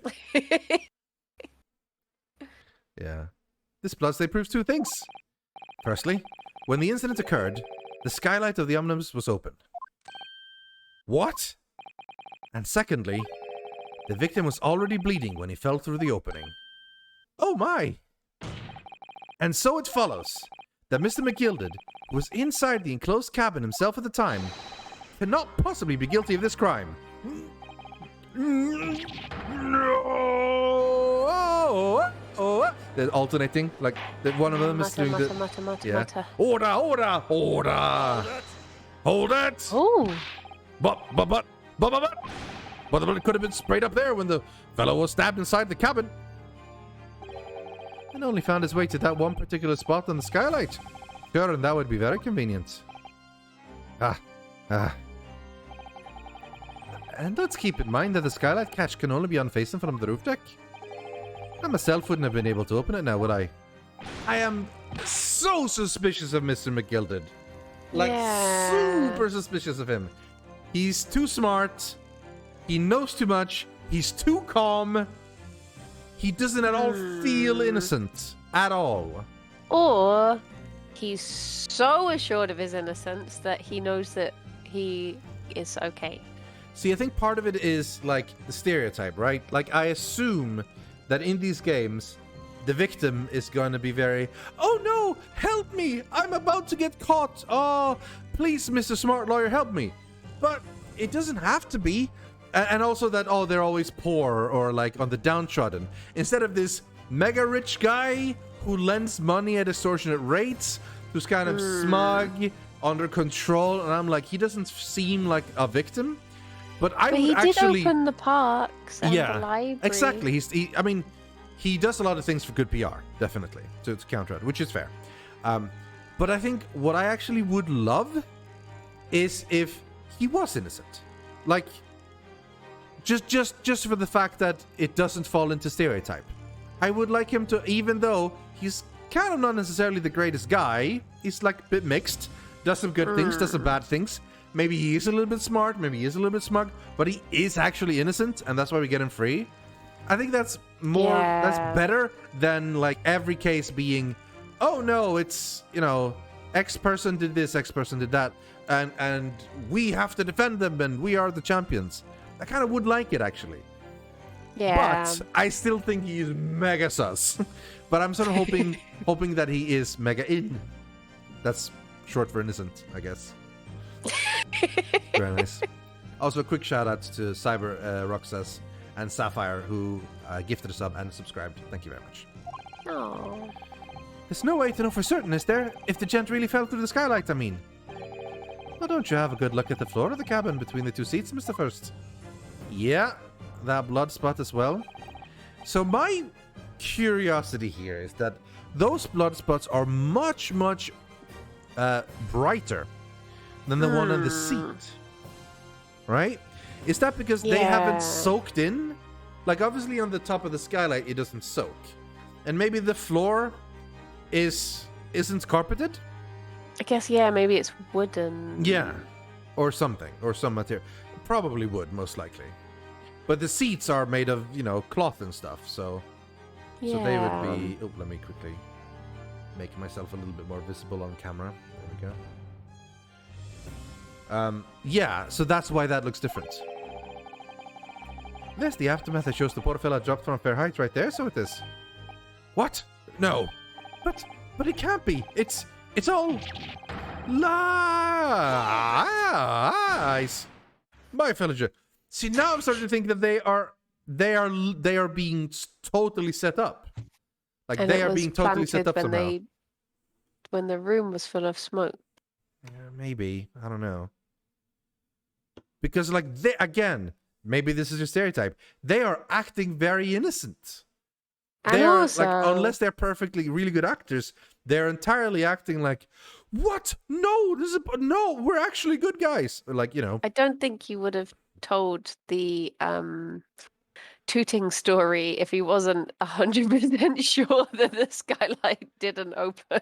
yeah. That seems like too far to go. Yeah, probably. I think we all agree that this is clear proof of the defendant's innocent, can't we? Oh no, this is gonna flip again! And it's still gonna no. feel wrong. I believe we can. Yes, sir. It's clear to me now where the filthy rubbish can be found in this courtroom.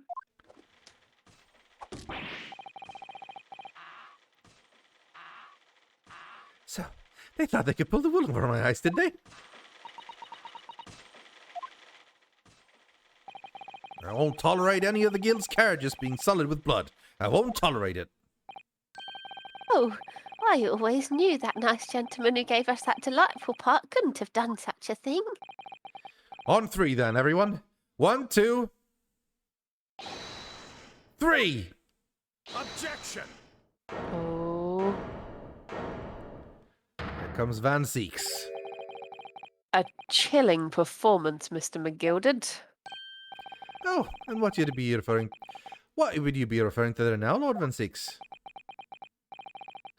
A bloodstain on the frame of the skylight? Such evidence is null and void. What? Why? For one extremely simple reason. The crime scene has been tampered with. That smear of blood never existed. Both Yeah, those where blood... would it have come from on him? That's what I don't get. See, well, yeah, that's part of it, right? But, like, literally the thing is, right? The smoke bomb thing happened, and we all evacuated and stuff. And since then, we've already noticed one thing that was tampered with that crime scene, right? So there could have been more things tampered. They could have added blood to the skylight. They could have added blood to the floor. Because, again, I don't remember seeing that blood the first time we checked, Again, maybe I was blind, but I don't remember seeing that before. So to me, when the big interruption in this case happened, they went in, blood, got rid of stuff to create this scenario, which is in checkout. So I'm reading and it's like, and Mr. McGilded is leading the courtroom with his testimony to point out. I feel like he's manipulating from behind the shadows. I don't want him to be evil, but I feel like he is evil. And even though it's looking very good for us here, like we can shut down Van Zeeks, I feel like this is the truth. Objection! What are you talking about? It's there for all to see, and it's clearly blood. Objection. I personally attended Scotland Yard's investigation of the omnibus. The officers involved went over the carriage with a fine-tooth comb. Okay, there's gonna be some yahahas because SFX Shingo just gifted 10 subs. Thank you very much, that's very kind. I will read out all the names and stuff at the end of the stream, but for now, there's gonna be some yahahas while we talk. Thank you very much. So I can state with absolute certainty, or surety, Shirty. Yeah, as he points. no such smear of blood existed in the carriage. At least, not until this trial began. But are you suggesting, Lord Van Seeks, that this stain of blood was... Fabricated, my lord. Yes. And while this court has been in session. What? Yeah, well, we know that because of the smoke bomb thing. What a palaver. I must say I didn't expect such crude reasoning from a prosecutor of your standing, Lord Van Seeks. But I'm Magnus McGilded, a fella known all over the capital for his fine contributions to public life. I don't take kindly to slander, and I'll fight it to the bitter end. Even if it's rolling off the tongue of the Reaper or the Bailey. Mr. McGilded, I realize that this is your first appearance in court as the accused. However, I am well aware of your involvement behind the scenes in a great many affairs of a dubious nature. Oh. You're very adept when it comes to avoiding getting your own hands dirty. It is Oh. indeed, yeah. Sorry, 1 second. Yeah. Yeah. And each time it happens that a case you're involved in is investigated, you adapt the facts. Yeah. That's what he's been doing this time. Like, oh shit, it looked like... So I'm gonna tweak it so it seems like it was someone else. But how has Van Seeks...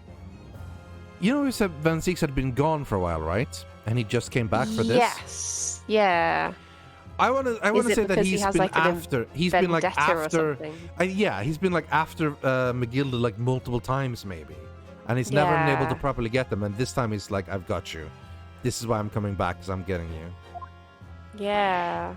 But the problem is, if it turns out McGilded is guilty, then we're not going to be able to be a lawyer. That was the deal from the guy. To be honest, he might just say like, you did a good job though, you can stay.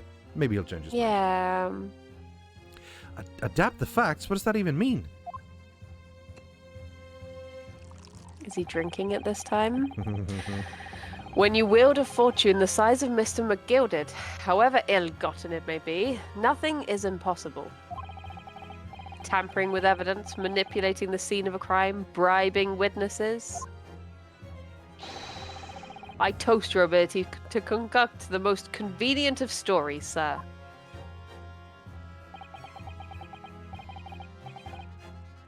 Tut tut, Lord Van Six. This will not do, to be sure.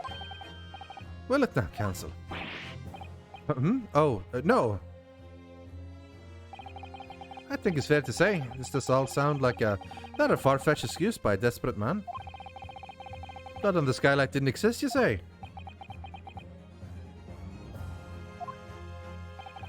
But if you will all cast your minds back, is it not true that the omnibus there has been in the courtroom the entire time?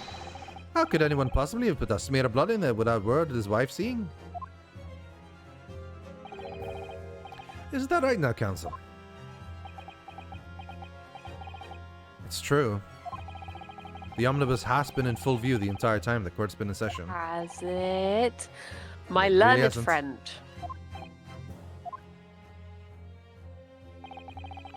Here's to hearing your opinion on this matter, in your own words.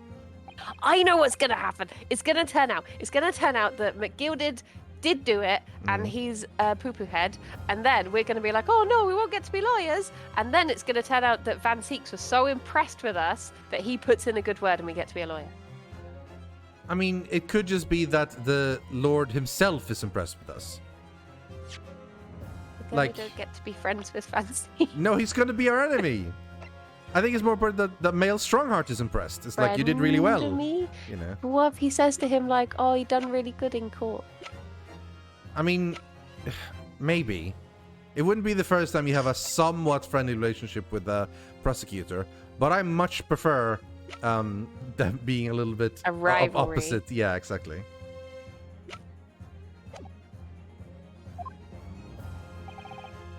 As you wish. Could someone have tampered with the omnibus during this trial? If you're asking me, I think it could have been possible. Yes. Because of the smoke bomb. As a defense lawyer, it's my job to advocate for the defendant as best as I can. Still, I feel as though there's something even more important at stake here.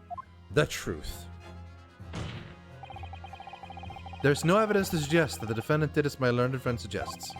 However, in terms of having the opportunity to carry out the alleged tampering, there is one possibility.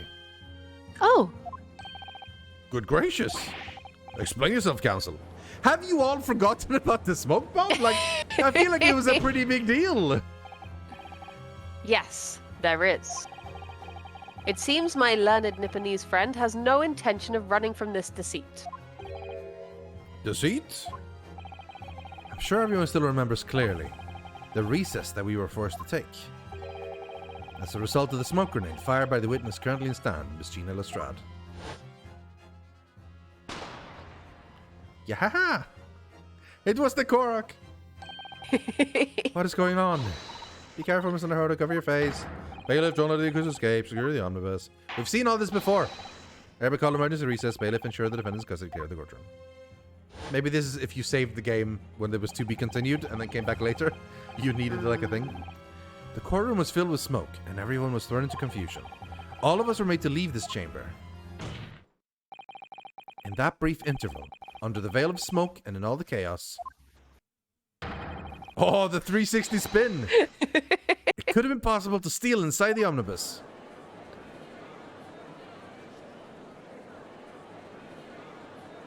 He's still pointing. Yeah, he's gonna stay there for a while. Are you wise? What are you trying to pull, you rotten feckless gouger? Feckless? Gouger? You're supposed to be defending me.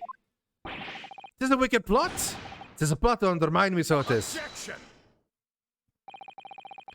Whatever you think this is, it changes nothing. The facts are the same.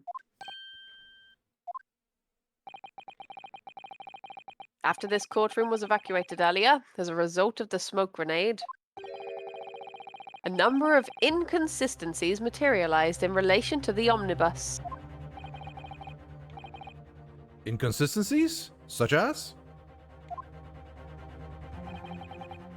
To start with, the storage compartment underneath the rear passenger seat. Yeah, we saw this. When the police investigated the omnibus, this compartment was full of the driver's items.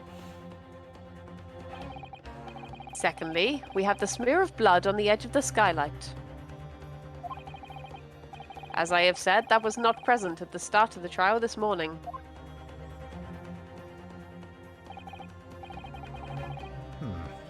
Unfortunately, Lord Van Zeeks, no one is able to corroborate your claims. That's true. When the omnibus was first wheeled out, both the storage compartment and the skylight were shut. Accordingly, I'm afraid to say we cannot establish with any certainty if this evidence is the result of tampering or not. Indeed, my lord. No doubt there was not a single person who saw fit to verify such things.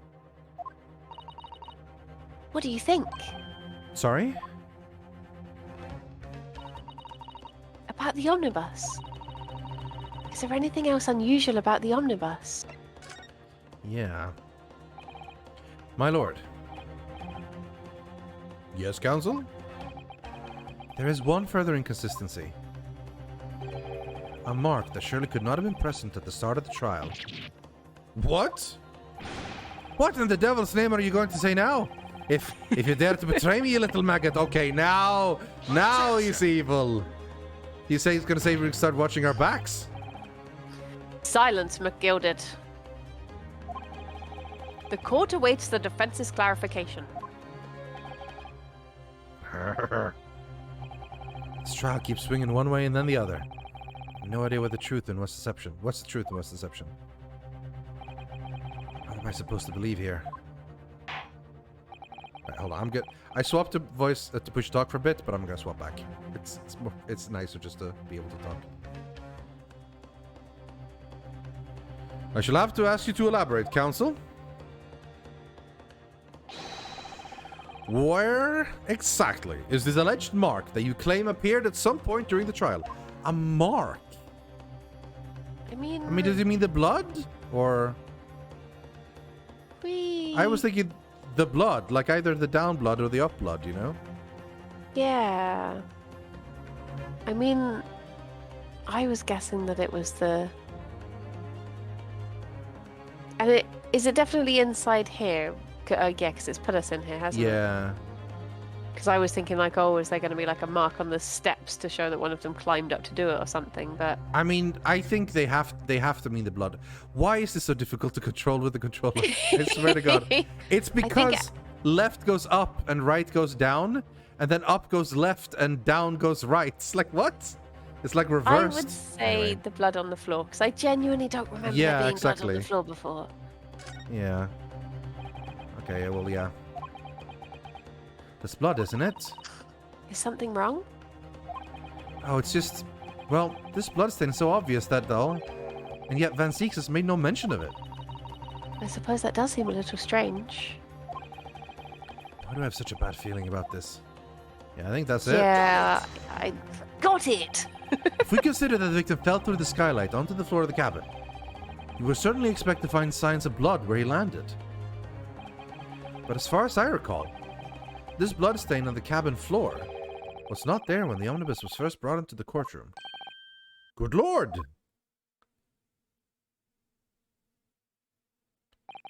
Yes, I do believe you're correct, Counsel. Well said.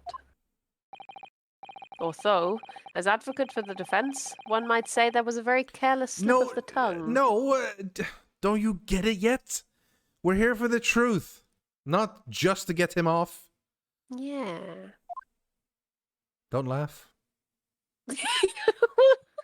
Wasn't going to. No, but your chat was. I believe that bloodstain on the floor is a decisive piece of evidence. But if the question is whether that evidence is genuine, or whether it was unlawfully fabricated by someone, I feel compelled to admit that there at least is a possibility that the evidence is fake. He's so lovely and truthful. Yeah.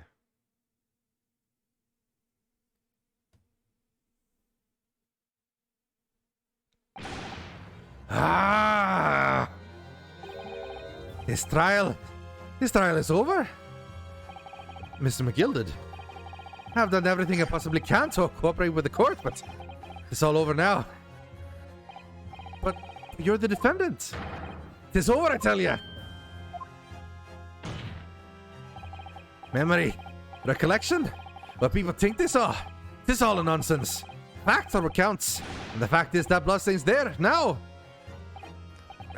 Well, over the course of this desperate trial, long and extremely drawn out as has been, that good-for-nothing Reaper of the Bailey has failed to present any decisive evidence at all. I'm scandalized, so I am. I thought better of Lord Van Zieks. Well, my lord? I must concur with the defendant. The unaffirmed recollections of an individual cannot stand as evidence. At this moment in time, the particular bloodstaining question is very much in existence, and in the absence of any credible method by which to prove its alleged previous non-existence, I regret to say that it would be improper for this trial to continue. Your lordship can't be serious. Lord Van Zieks, what is your position? The prosecution, my lord, has no further witnesses or evidence to present. Very well. In that case, as I believe we have explored every possible avenue in this matter, I shall proceed to my adjudication. As a formality, I am of course obliged to confirm with the defense first. What formality?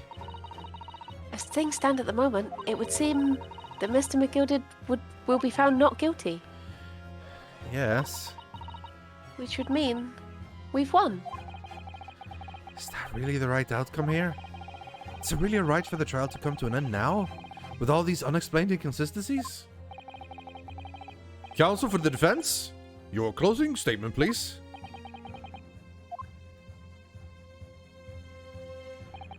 Yes, my lord. The defense believes... Ooh. Oh, I can't... In the third case of the game, it's immediately literally putting our ethics and morals at stake. Not only for, like, our job, but for our chance to stay in the country and live Kazuma's dream. Yeah. It's literally having us have to do it now. To turn on our own defendant. This game been pulling no punches. But yeah, the defendant could be guilty. I think he could be guilty. Do it for Kazuma. Yeah. The thing is, in a real court, like, if at any point the lawyer starts, like, the defense starts acting against the client, that probably would be disbarred, and, like, they would change, like, mistrial, or they would get a different lawyer or something, probably. I'm here in this courtroom today to advocate for the defense of my client. However, at this moment of time, I cannot in all good conscience attest fully to the defendant's innocence. What are you saying, man? Without any question, there is no conclusive evidence to prove that the defendant is guilty. However, there is also no conclusive evidence to prove that he is innocent. Good gracious me! It must be so difficult if you're a lawyer and you do know that you're just defending a bad person and you just have to do it. I mean, I guess that is just your job, but that is literally your job. And I've heard a lot of people, like, you know, reading AMAs or whatever with lawyers, and they talk about that. And they're like, well, that's just my job. Like, everyone deserves to have as good as possible defense as is possible. So it is my job to do at everything I can to keep him. Now, that is, like, within the boundaries of the law, right? Like, you can't, like, cheat and stuff to make it. But, like, it's your job to, like, do everything you can to defend them and make sure they're not which means sometimes even if you know things, you have to withhold them and the like, which can't feel good, you know, if you're pretty sure they did it. But it's like, that's not your job. That's the job of the jury and the prosecutor. Even if you're defending, like, some horrible rapist or something, you have to stand there and, like, defend. It's that's rough. Yeah, I can. Order. This is unprecedented behavior, counsel. Defense lawyer calling the accused innocent into account. Are you of sound mind?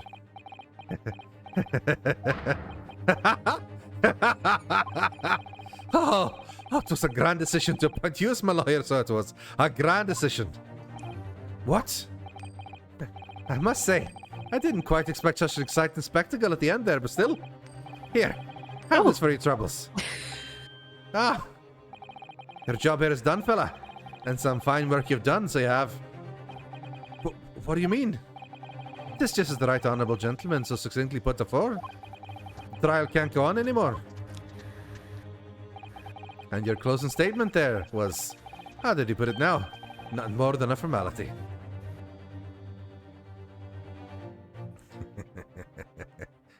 I feel like he is the bad guy. No, he's totally good guy. Like, I think he's innocent and worth defending. I really don't know what to make of all this. Was the evidence we've seen genuine? Or was it fake? His lordship would be fuming. Any unsightly rubbish should be disposed of promptly, as I said. Sticky and Rich are always guilty of something. You... mark my words. I feel terribly ashamed that I ever doubted that lovely man who gave us the lovely park. That's all she cares about, the park. The jury members have a very basic personality. Juror number one is like, well, I'm foreman. I'm doing. Juror number two is like, oh, you know, I'm a maid and I want things to be clean. And juror number three is like, I'm a crazy killer. I'm a crazy knife man. I hate the rich. And number 4 is like, logic and reasoning, yes, yes. And number 5 is like, well, I'll work for the omnibus company. And number 6 is like, I really like that park and I'm an old lady. But to be honest, that's fine. You can't give a full super 3-dimensional personality to every single character, particularly when you add 6 more to the jury. So I'm fine with that. Yeah. I wonder if they're always going to be the jury, because obviously that's not how it is, but I guess for the Yeah. game. Maybe If we're gonna we'll have maybe it'll be ones 6 every new every time. time, or if it's gonna be like Hmm. maybe a few come back every now and then. But yeah. Now the proceedings have unfolded in this way. I am compelled to declare a premature end to this trial. Furthermore, the court must accept the defendant's plea.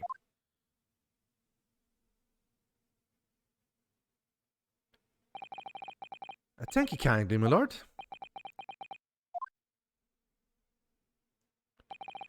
I hereby pronounce the verdict of this court. But we still haven't determined if the blood stain in the omnibus is genuine or not. We don't know if those witnesses are telling the truth or pack of lies. You have no idea about the truth. Lord Van Seeks, My lord? the case made by the prosecution was flawed, plain and simple.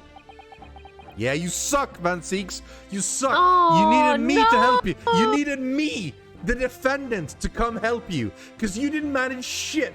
This is the guy you're all thirsting over, chat.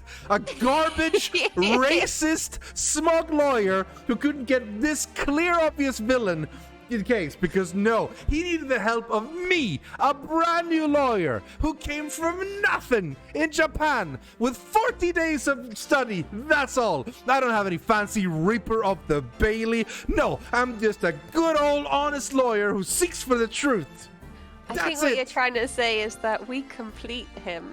No, no, I'm saying he's garbage and we should be thrown to the side. Actually, I actually like Van Seeks. I think he's actually a good character so far, and I'm looking forward to see more of him. Yeah. If indeed the omnibus presented as evidence was tampered with, the prosecution is at fault for allowing such a disgraceful perversion of justice to take place. My sincerest apologies, my lord. Wait! When we were evacuated from the courtroom, Lord Van Seeks ordered the evidence to be secured. I'm afraid the prosecution cannot shun responsibility in this matter. That's so unfair! No. The culpability of the defendant has not, at the present time, been established by this court. Consequently, the jury will not be required to proffer judgment. What? No, that's his one purpose. Yeah, that's all he wants to do. Well, Lord Van Seeks, it's been a pleasure, so it has. And as for you, my dear fella, I couldn't have asked for a better defense. Do you mean to tell me this has all been a grand waste of time? This is the law of the land, my good man. If you'd like to pursue this matter further, you can always go ahead and try to change the law. Magnus McGilded. Good grief. You've more to say to me, have you? Just one thing. A warning. This is far from over. Well, something to be looking forward to then.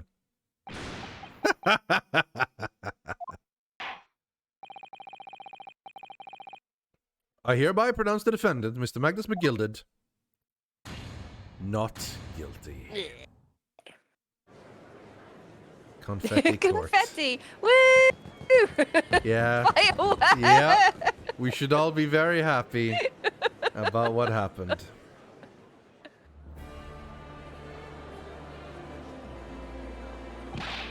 I can't believe it. This is an outrage. They should have examined his evidence more.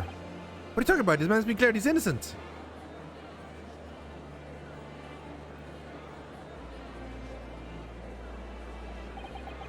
The courtroom in pandemonium, for the second time that day, the judge delivered his verdict. And my first ever trial in Great Britain came to an abrupt end, with the defendant being found not guilty, ostensibly a victory for us.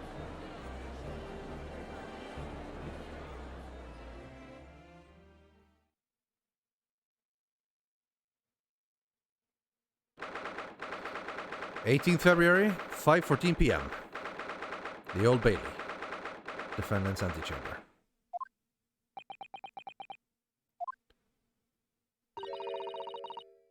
That certainly was a long trial. Ah, yes it was. Your first ever trial on foreign soil and your first victory. It was a wonderful performance. My heartfelt congratulations. And to you, Mrs. Sato. Thank you for your assistance. I suppose we should be happy. Aww. The trouble is, we're still completely in the dark about what actually happened. Well, we didn't have enough time. But isn't it wrong? I mean, who was actually responsible for Mr. Mason's death? We don't even know that. The sole aim of the defense is to obtain a verdict that exonerates the defendant. You carried out your duty to perfection. Aye, that you did. Mr. McGill did.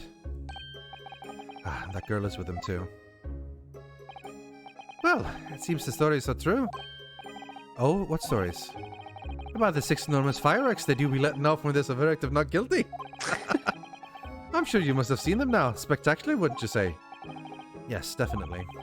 I thought it was a sight to behold, and to be sure it was. And I've used the tank, I suppose, for having an opportunity to see it. I don't know about that. I'm not sure I really did anything. What on earth are you saying, fella? How did I work out of there free man, then? I don't think you have so much thanks to me as down to your planning. You're a straight-talking fella, aren't you? I must say, you had me astray in the head with her once or twice. But you're young and headstrong. Ah, 'tis water under the bridge. Congratulations, Mr. McGilded, on having your name cleared. Nothing's resolved. There's only one thing that matters to me. Oh? Aye. They've all seen that I didn't do that odious and abstinent deed. It is grand, is it not? I suppose it is. Now the fine fellas of Scotland Yard can take matters into hand and sort out any wee details. They'll see it for what it is. They'll get to the truth. I have absolute faith in them, so I have. After all, I do be providing a good number of their wages with all the taxes I pay. It's not that funny. So then. As we agreed beforehand, 1,000 guineas for your troubles, fella. Oh, no, I couldn't possibly accept that much. Ah, be whist. You're a humble people, are you from the east? Well, if you insist. But have this still and all. You deserve a reward. Magnus McGilded! Everything is ready, sir. If you'd like to follow me into the courtroom. Into the courtroom? What's this, officer? 'Tis sooner than I was led to believe. I hope it's not inconvenient, sir. There were some changes to the schedule. Well, I must be making tracks now. 'Tis time for the inspection. Sorry, what inspection? They're going to examine the omnibus again, so I'm told. I asked if I could be present for it myself. They're going to examine it again? Now? Naturally, I'm under no obligation to take part in any more of this matter now. But as an upstanding member of London society, I do be doing my best to help where I can. It is a gentleman's duty, so it is. So then, fare thee well. It was an absolute pleasure meeting you. I hope you have a whale of a time when you're studying here in Great Britain. And there he goes, a free Guiltily. man. Guiltily walking away. Oh, I forgot she was there too. No, Oh, wait, no. wait. Wait, there's no need for this. There's no need for this. Don't move. Whereas I want to say, get a move on. It really does take forever to load that thing. Mr. Strud, would you mind putting that thing down? You're a grown-up. Sorry? I ate all grown-ups. Oh. Who is this? Unknown There you are. Says this voice. Dishes! Oh! What? Oh my gosh, where's this music? I love it. Naughty, naughty, running off like that. Is Just this some walk kind up, of please. picnic? Who's this little girl now? I'm taking that with you as well. I was looking forward to the trial run of my experimental smoke grenade launcher. Are you sure you want to have the high pitch of voice? No, I do not. I guess she is very young, but yeah. I guess it's not that hard for you to do high pitch voice compared to me. It's a lot harder for me, I think. Oh, I know what I can go with. The sort of like the Pass me that art-like spanner. Yeah. Ah! oh my goodness. Oh, do you want to play? You won't beat me. Grrr. Excuse me, but who are you? Oh, good day to you. I'm, well, the inventor, I suppose, of that machine. The inventor? Well, normal smoke grenades are so dull, don't you agree? White, white, and more white. If you have to be shrouded in smoke, at least it could be a pretty color, I thought to myself. Yeah, I like this voice. This is a good voice. Do we have to be shrouded in the smoke, though, at all? I just took my eyes off it for a moment whilst I was changing into a different omnibus, and she pinched it. Luckily, I fitted with a telegraphic beacon. Wait, what? Did that exist then? What's it? What? I have no idea what this girl's talking about. Anyway, you're coming with me now, back to my laboratory. What? What for? To apologize, of course, silly, to my technician. What? You mean say sorry? You must say sorry when you've done something wrong. Surely an adult has told you that before. An adult? Humph. I don't listen to no adults. Come along then, follow me. Fine. Have it your way. Oh, good. You see, I knew you'd want to do the right thing in the end. I'm fairly sure what she wants is not to get shot by that massive gun of yours. Yeah, that is a huge gun. Oh, very nice curtsy. We'll be leaving now then. Bye-bye. Bye-bye. I'm so sorry for all the fuss. Oh, we didn't get to find out her name. I think I know her name, No. but I don't. We didn't officially get to find it out. She was a lively one. Well, do you think perhaps we ought to be on our way now too? Yes, you're right. But where to? Oh, We haven't had time to find a place to stay. As soon had we arrived in London, then we had to rush here. All our traveling cases are still with the bailiff. I was originally planning to spend today in search of lodgings. But at this late hour in the day, I'm afraid we may be out of luck. Don't worry though, I have a plan.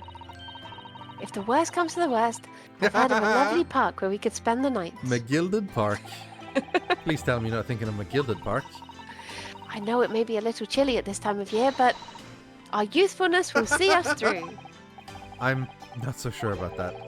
I think a midwinter London night will freeze a young person solidly, just as an elderly one.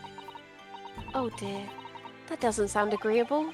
Oh no! She's crying! She's got tears in her eyes! No, Susanto! That feels like a bit of an extreme emotion image for something that simple. Now I'm starting to regret turning Mr. McGillis down. Yeah, you should have absolutely took it at 10,000. I mean, come on, or 1,000, however many it was. Just absolutely take money. Just because the money comes from a bad person doesn't mean that you shouldn't take it. Take it and enjoy it. If anything, you should take more money from the rich. If they are dumb enough to pay you a lot of money, take it, and because you're gonna make use of it better than they are. Which is precisely why some of our money that we earn goes to Jeffrey Bezos. Yeah. Yeah, sadly. Take it, Jeffrey. Oh, no, wait. No. It's the other way around. Oh, no. That 1,000 guineas would have paid for a lovely warm room. Or mansion. Is that really the end of the case? we find Herlock and go and stay with him? Yeah. And so, the trial to determine my worthiness for the study tour was over by the end of our first day in London. However, as we were soon to learn, there were more trying times ahead, just as the Reaper of the Bailey had warned. The case was far from over. Can we go stay with him? Yeah. I'm sure he'll be nice enough. Oh. What's going on? Get the fire brigade! Water! Bring Oh some my fire. god! What the? How did this happen? I don't know, sir. By the time I got here, it was already engulfed. No one was supposed to be allowed in here before we started investigating. Hello. Oh my god, someone's inside. No. Oh, good God. There's someone in there. Oh.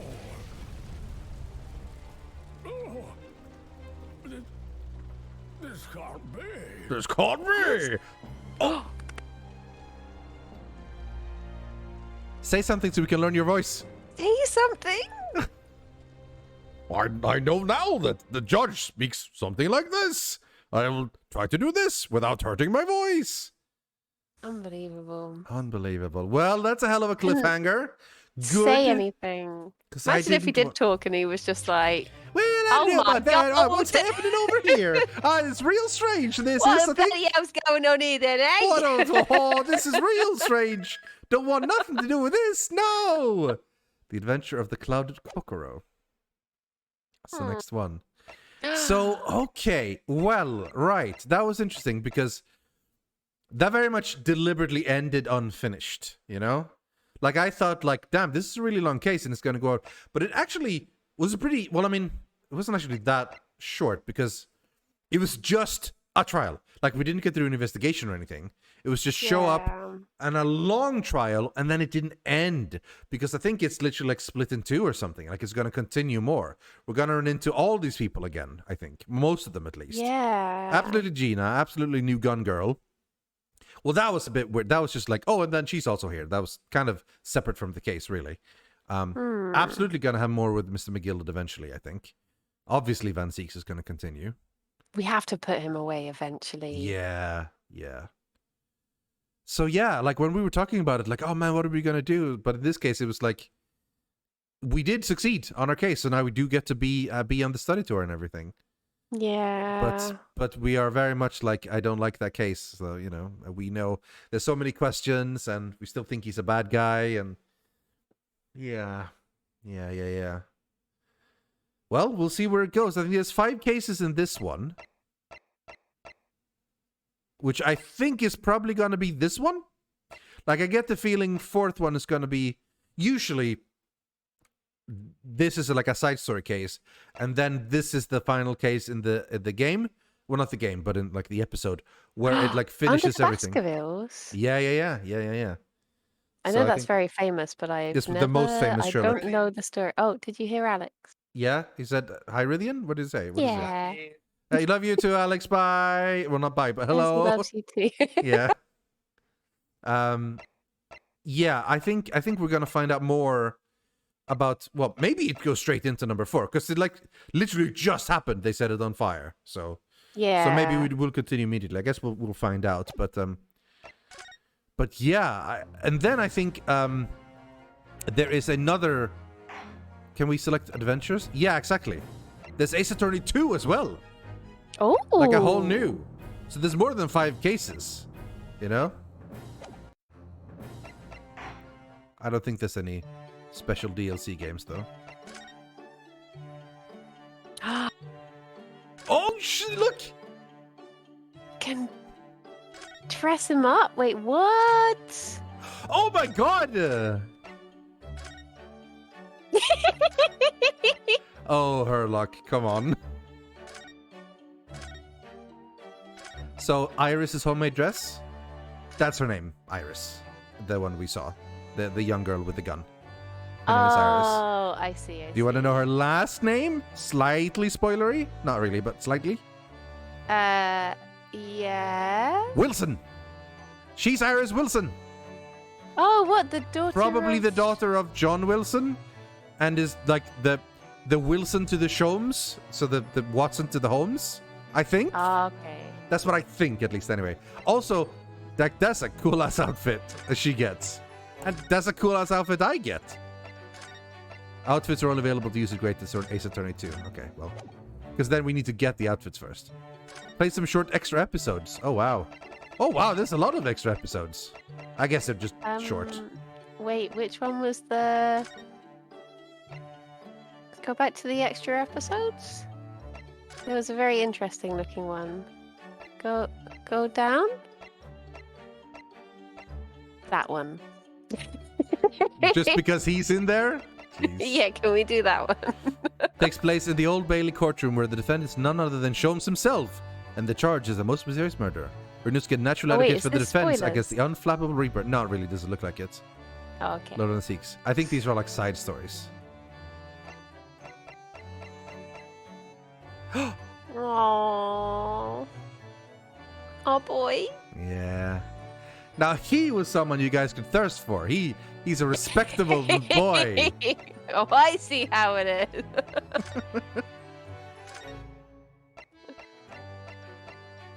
The hat.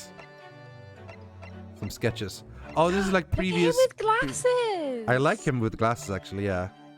This is a very basic sketch. Mm.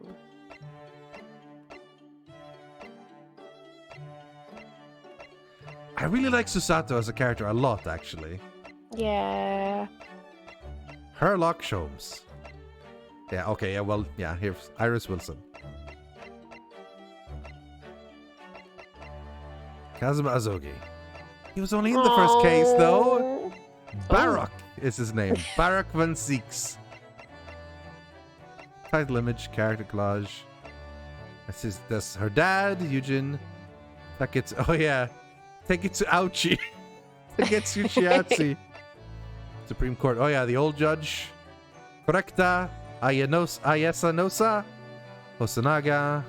Giselle Brett. Maybe we should... I'm starting to see maybe a little bit too many characters here now. Oh, okay, so we don't... We don't want to see too far, I guess, just in those case. ones, yeah. Objection! Hold it! I'm sure everyone knows by now. Your testimony, inconsistency, sir. I will become a lawyer. What? I will become a Wait, lawyer. does this mean we can I hear... have to. I will become a lawyer. have to. I have to. Oh, it's good voice. I feel like some of these voice lines sounds like from different voice actor. Like, Hold it! Objection! objection, hold it. Doesn't sound the same I as. will become a lawyer. I have to. That feels like a different voice. I don't know. I'm sure everyone knows by now who it... Hold it! Susato Mikotoba, judicial assistant to the defense. Ah, Susato Mikotoba, judicial assistant. I wish we could have Ryunosuke so we could hear how that's pronounced as well. Susato Yeah. Mikotoba, judicial assistant. Look to at the name defense. of the last one. Yes, I fully understand. It really is a dream come true. We must solve this case, Naruhodo-san. By Naruhodo-san. ourselves, if we have to. Prepare for a Susato takedown! Yes. Brilliant. Objection! Now, let us engage in the art of deduction. Oh, I love it. Naruhodo. Oh, Now, let us engage in the art of deduction. Mr. Naruhodo. Mr. Naruhodo. So everyone, let us begin. Herlock Sholmes is proud to present his logic and reasoning spectacular. Yes, very much so. Those bits were fun. Yeah, It would seem the truth is now tantalizingly close. I love it. Yes, my mind is quite made up now. I'm a great British consultant detective, the only one in the world. Herlock Sholmes.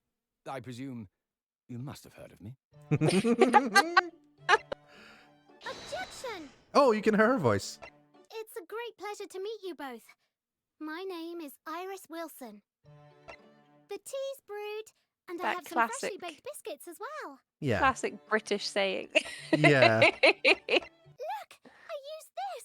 It's my latest invention. Iris Wilson is proud to present her logic and reasoning spectacular. Susie was right. You're the best lawyer in the world. Oh, she's gonna start calling Susato Susie. Oh, that's so cute. Objection!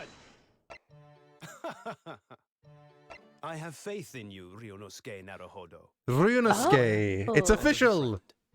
I have faith in you, Ryunosuke Naruhodo.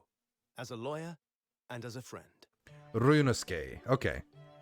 I'm determined to bring about change in our legal system.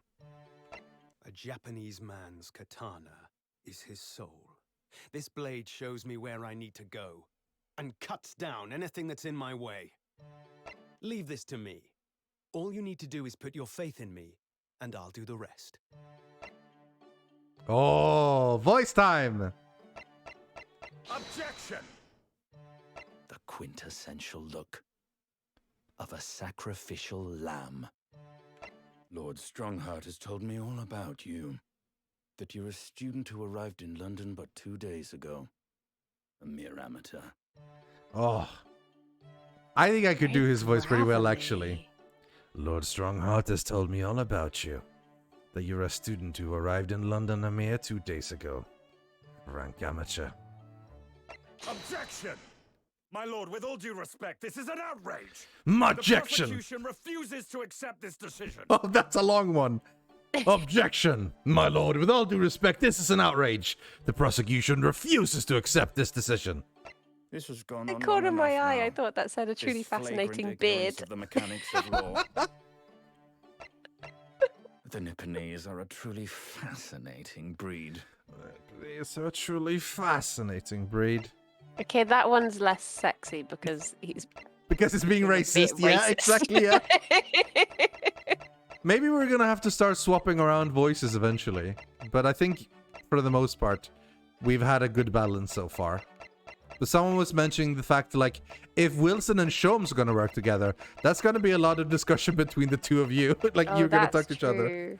But then again, like, I mean, yeah, because if we're gonna go on an adventure and it's gonna be Ryunosuke, Susato, Wilson, and Sholmes, that's gonna be 3 Briony, 1 Rythian. So, So wait, Don't what? be- What does she? What's the tease brewed? The tea's brewed, and I have some freshly baked biscuits as well. So I have to be more. The tea's brewed, and I have some freshly baked biscuits as well. yeah. Yeah. Or, Iris Wilson is proud to present her logic and reasoning spectacular. yeah, a She's little bit. basically being me. Yeah, sort of, yeah. Little bit higher pitched than you, but otherwise, very, like, open, friendly, and, yeah. Susie was right. You're the best lawyer in the world. The ends of her hearts are. The end of her hair is heart. Yeah. Aw. Oh, apparently, in the Japanese version of the game, he called them Orientals as a thing, and then like, okay, we can't quite have that when we translate, so they went for Nipponese rather than just Japanese. How to be racist without being too racist? Yeah, exactly. From the just makers no- of Phoenix Wright. We've notes on the soundtrack. Oh. That's cool. I like that stuff. Developers' Nice. notes, I always enjoy. I always enjoy seeing that. Yeah.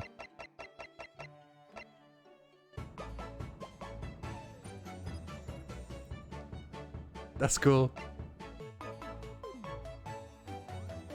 They added the synth stuff here. All right. Well, that's it for us today, I think. We managed case Woohoo! 3. Next week, we'll start case 4, which either we'll go straight into continuing from this trial, or we'll have a brief side story and then go back into McGilded and everything on case 5. Because this felt like a short-ish case. I mean, it wasn't short. It was 2 streams long. But it was Yeah. like a long, like it was just one trial with a brief break in the middle. Like we didn't go investigate or anything. I mean, some Phoenix Wright cases have like 2 trials and they all have multiple breaks and you have multiple investigation phases. So, but I don't really know how they've structured the Great Ace Attorney Chronicles. They've definitely been like a long Yeah. time and they feel like meaty chapters so far. Absolutely. But yeah. I don't know about you, Briony, but I'm having a fantastic time. I'm really, really enjoying the story and the game. I think this is going super well. I am missing a lot of my favorite characters from Phoenix Wright, but I'm getting very fond of a lot of the characters that are being introduced. I think they're really cool. Particularly a big fan of Ryunosuke and Susato both. I think are really great. I do not think the judge is anywhere near as charming as the judge from Phoenix Wright so far. All jokes aside, Baron Seek seems like a great character. I quite like him. I'm just playing around with people doing their standard, like their thirsty bit, because that's the gimmick. I actually think he's great.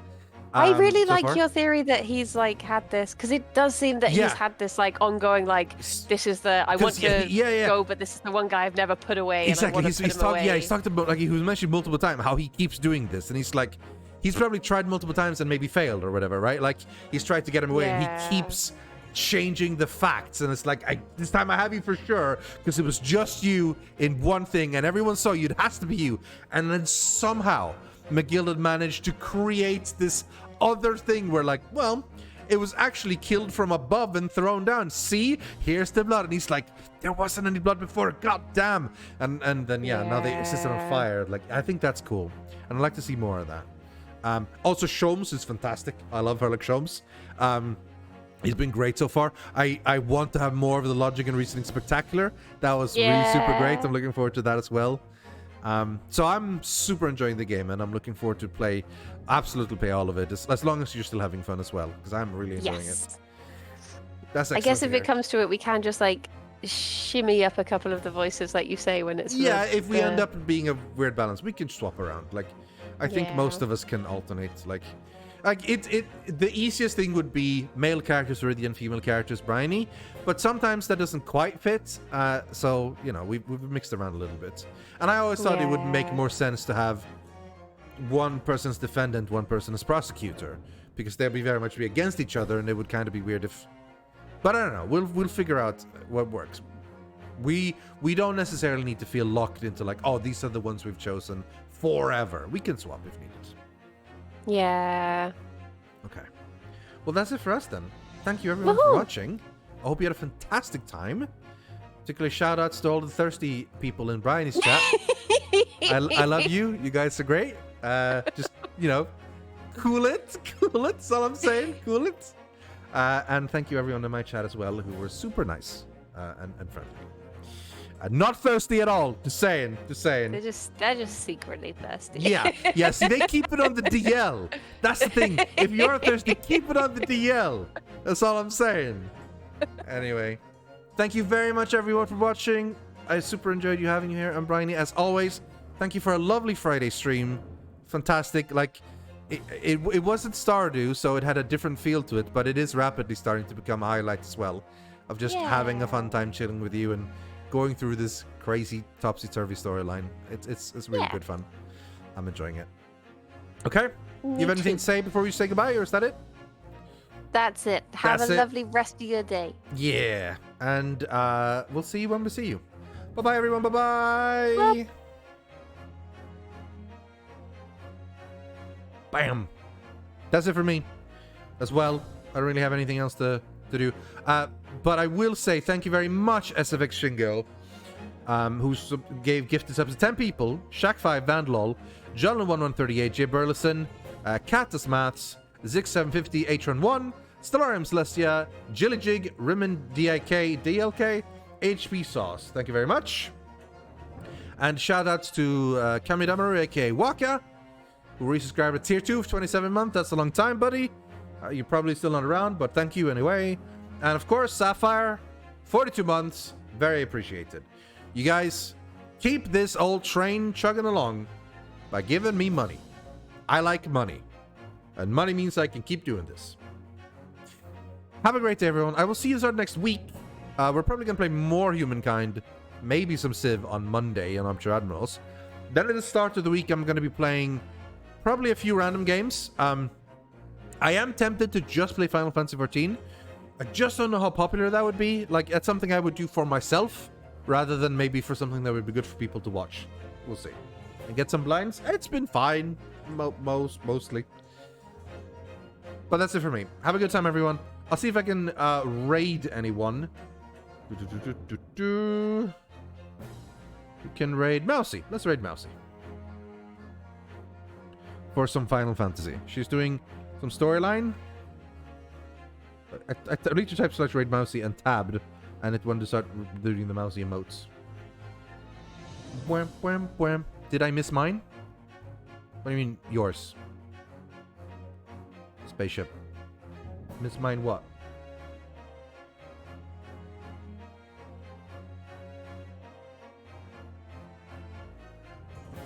Sub? I haven't seen you subbed in the log. But thank you for subscribing. But yeah, I nothing today has mentioned Spaceship Rat. But if you did, thank you very much. I appreciate it. Go say hi to Mouse, everyone. Bye-bye. It didn't yahaha? Yeah, then something weird going on. But thank you anyway, though. Cheers. Bye-bye.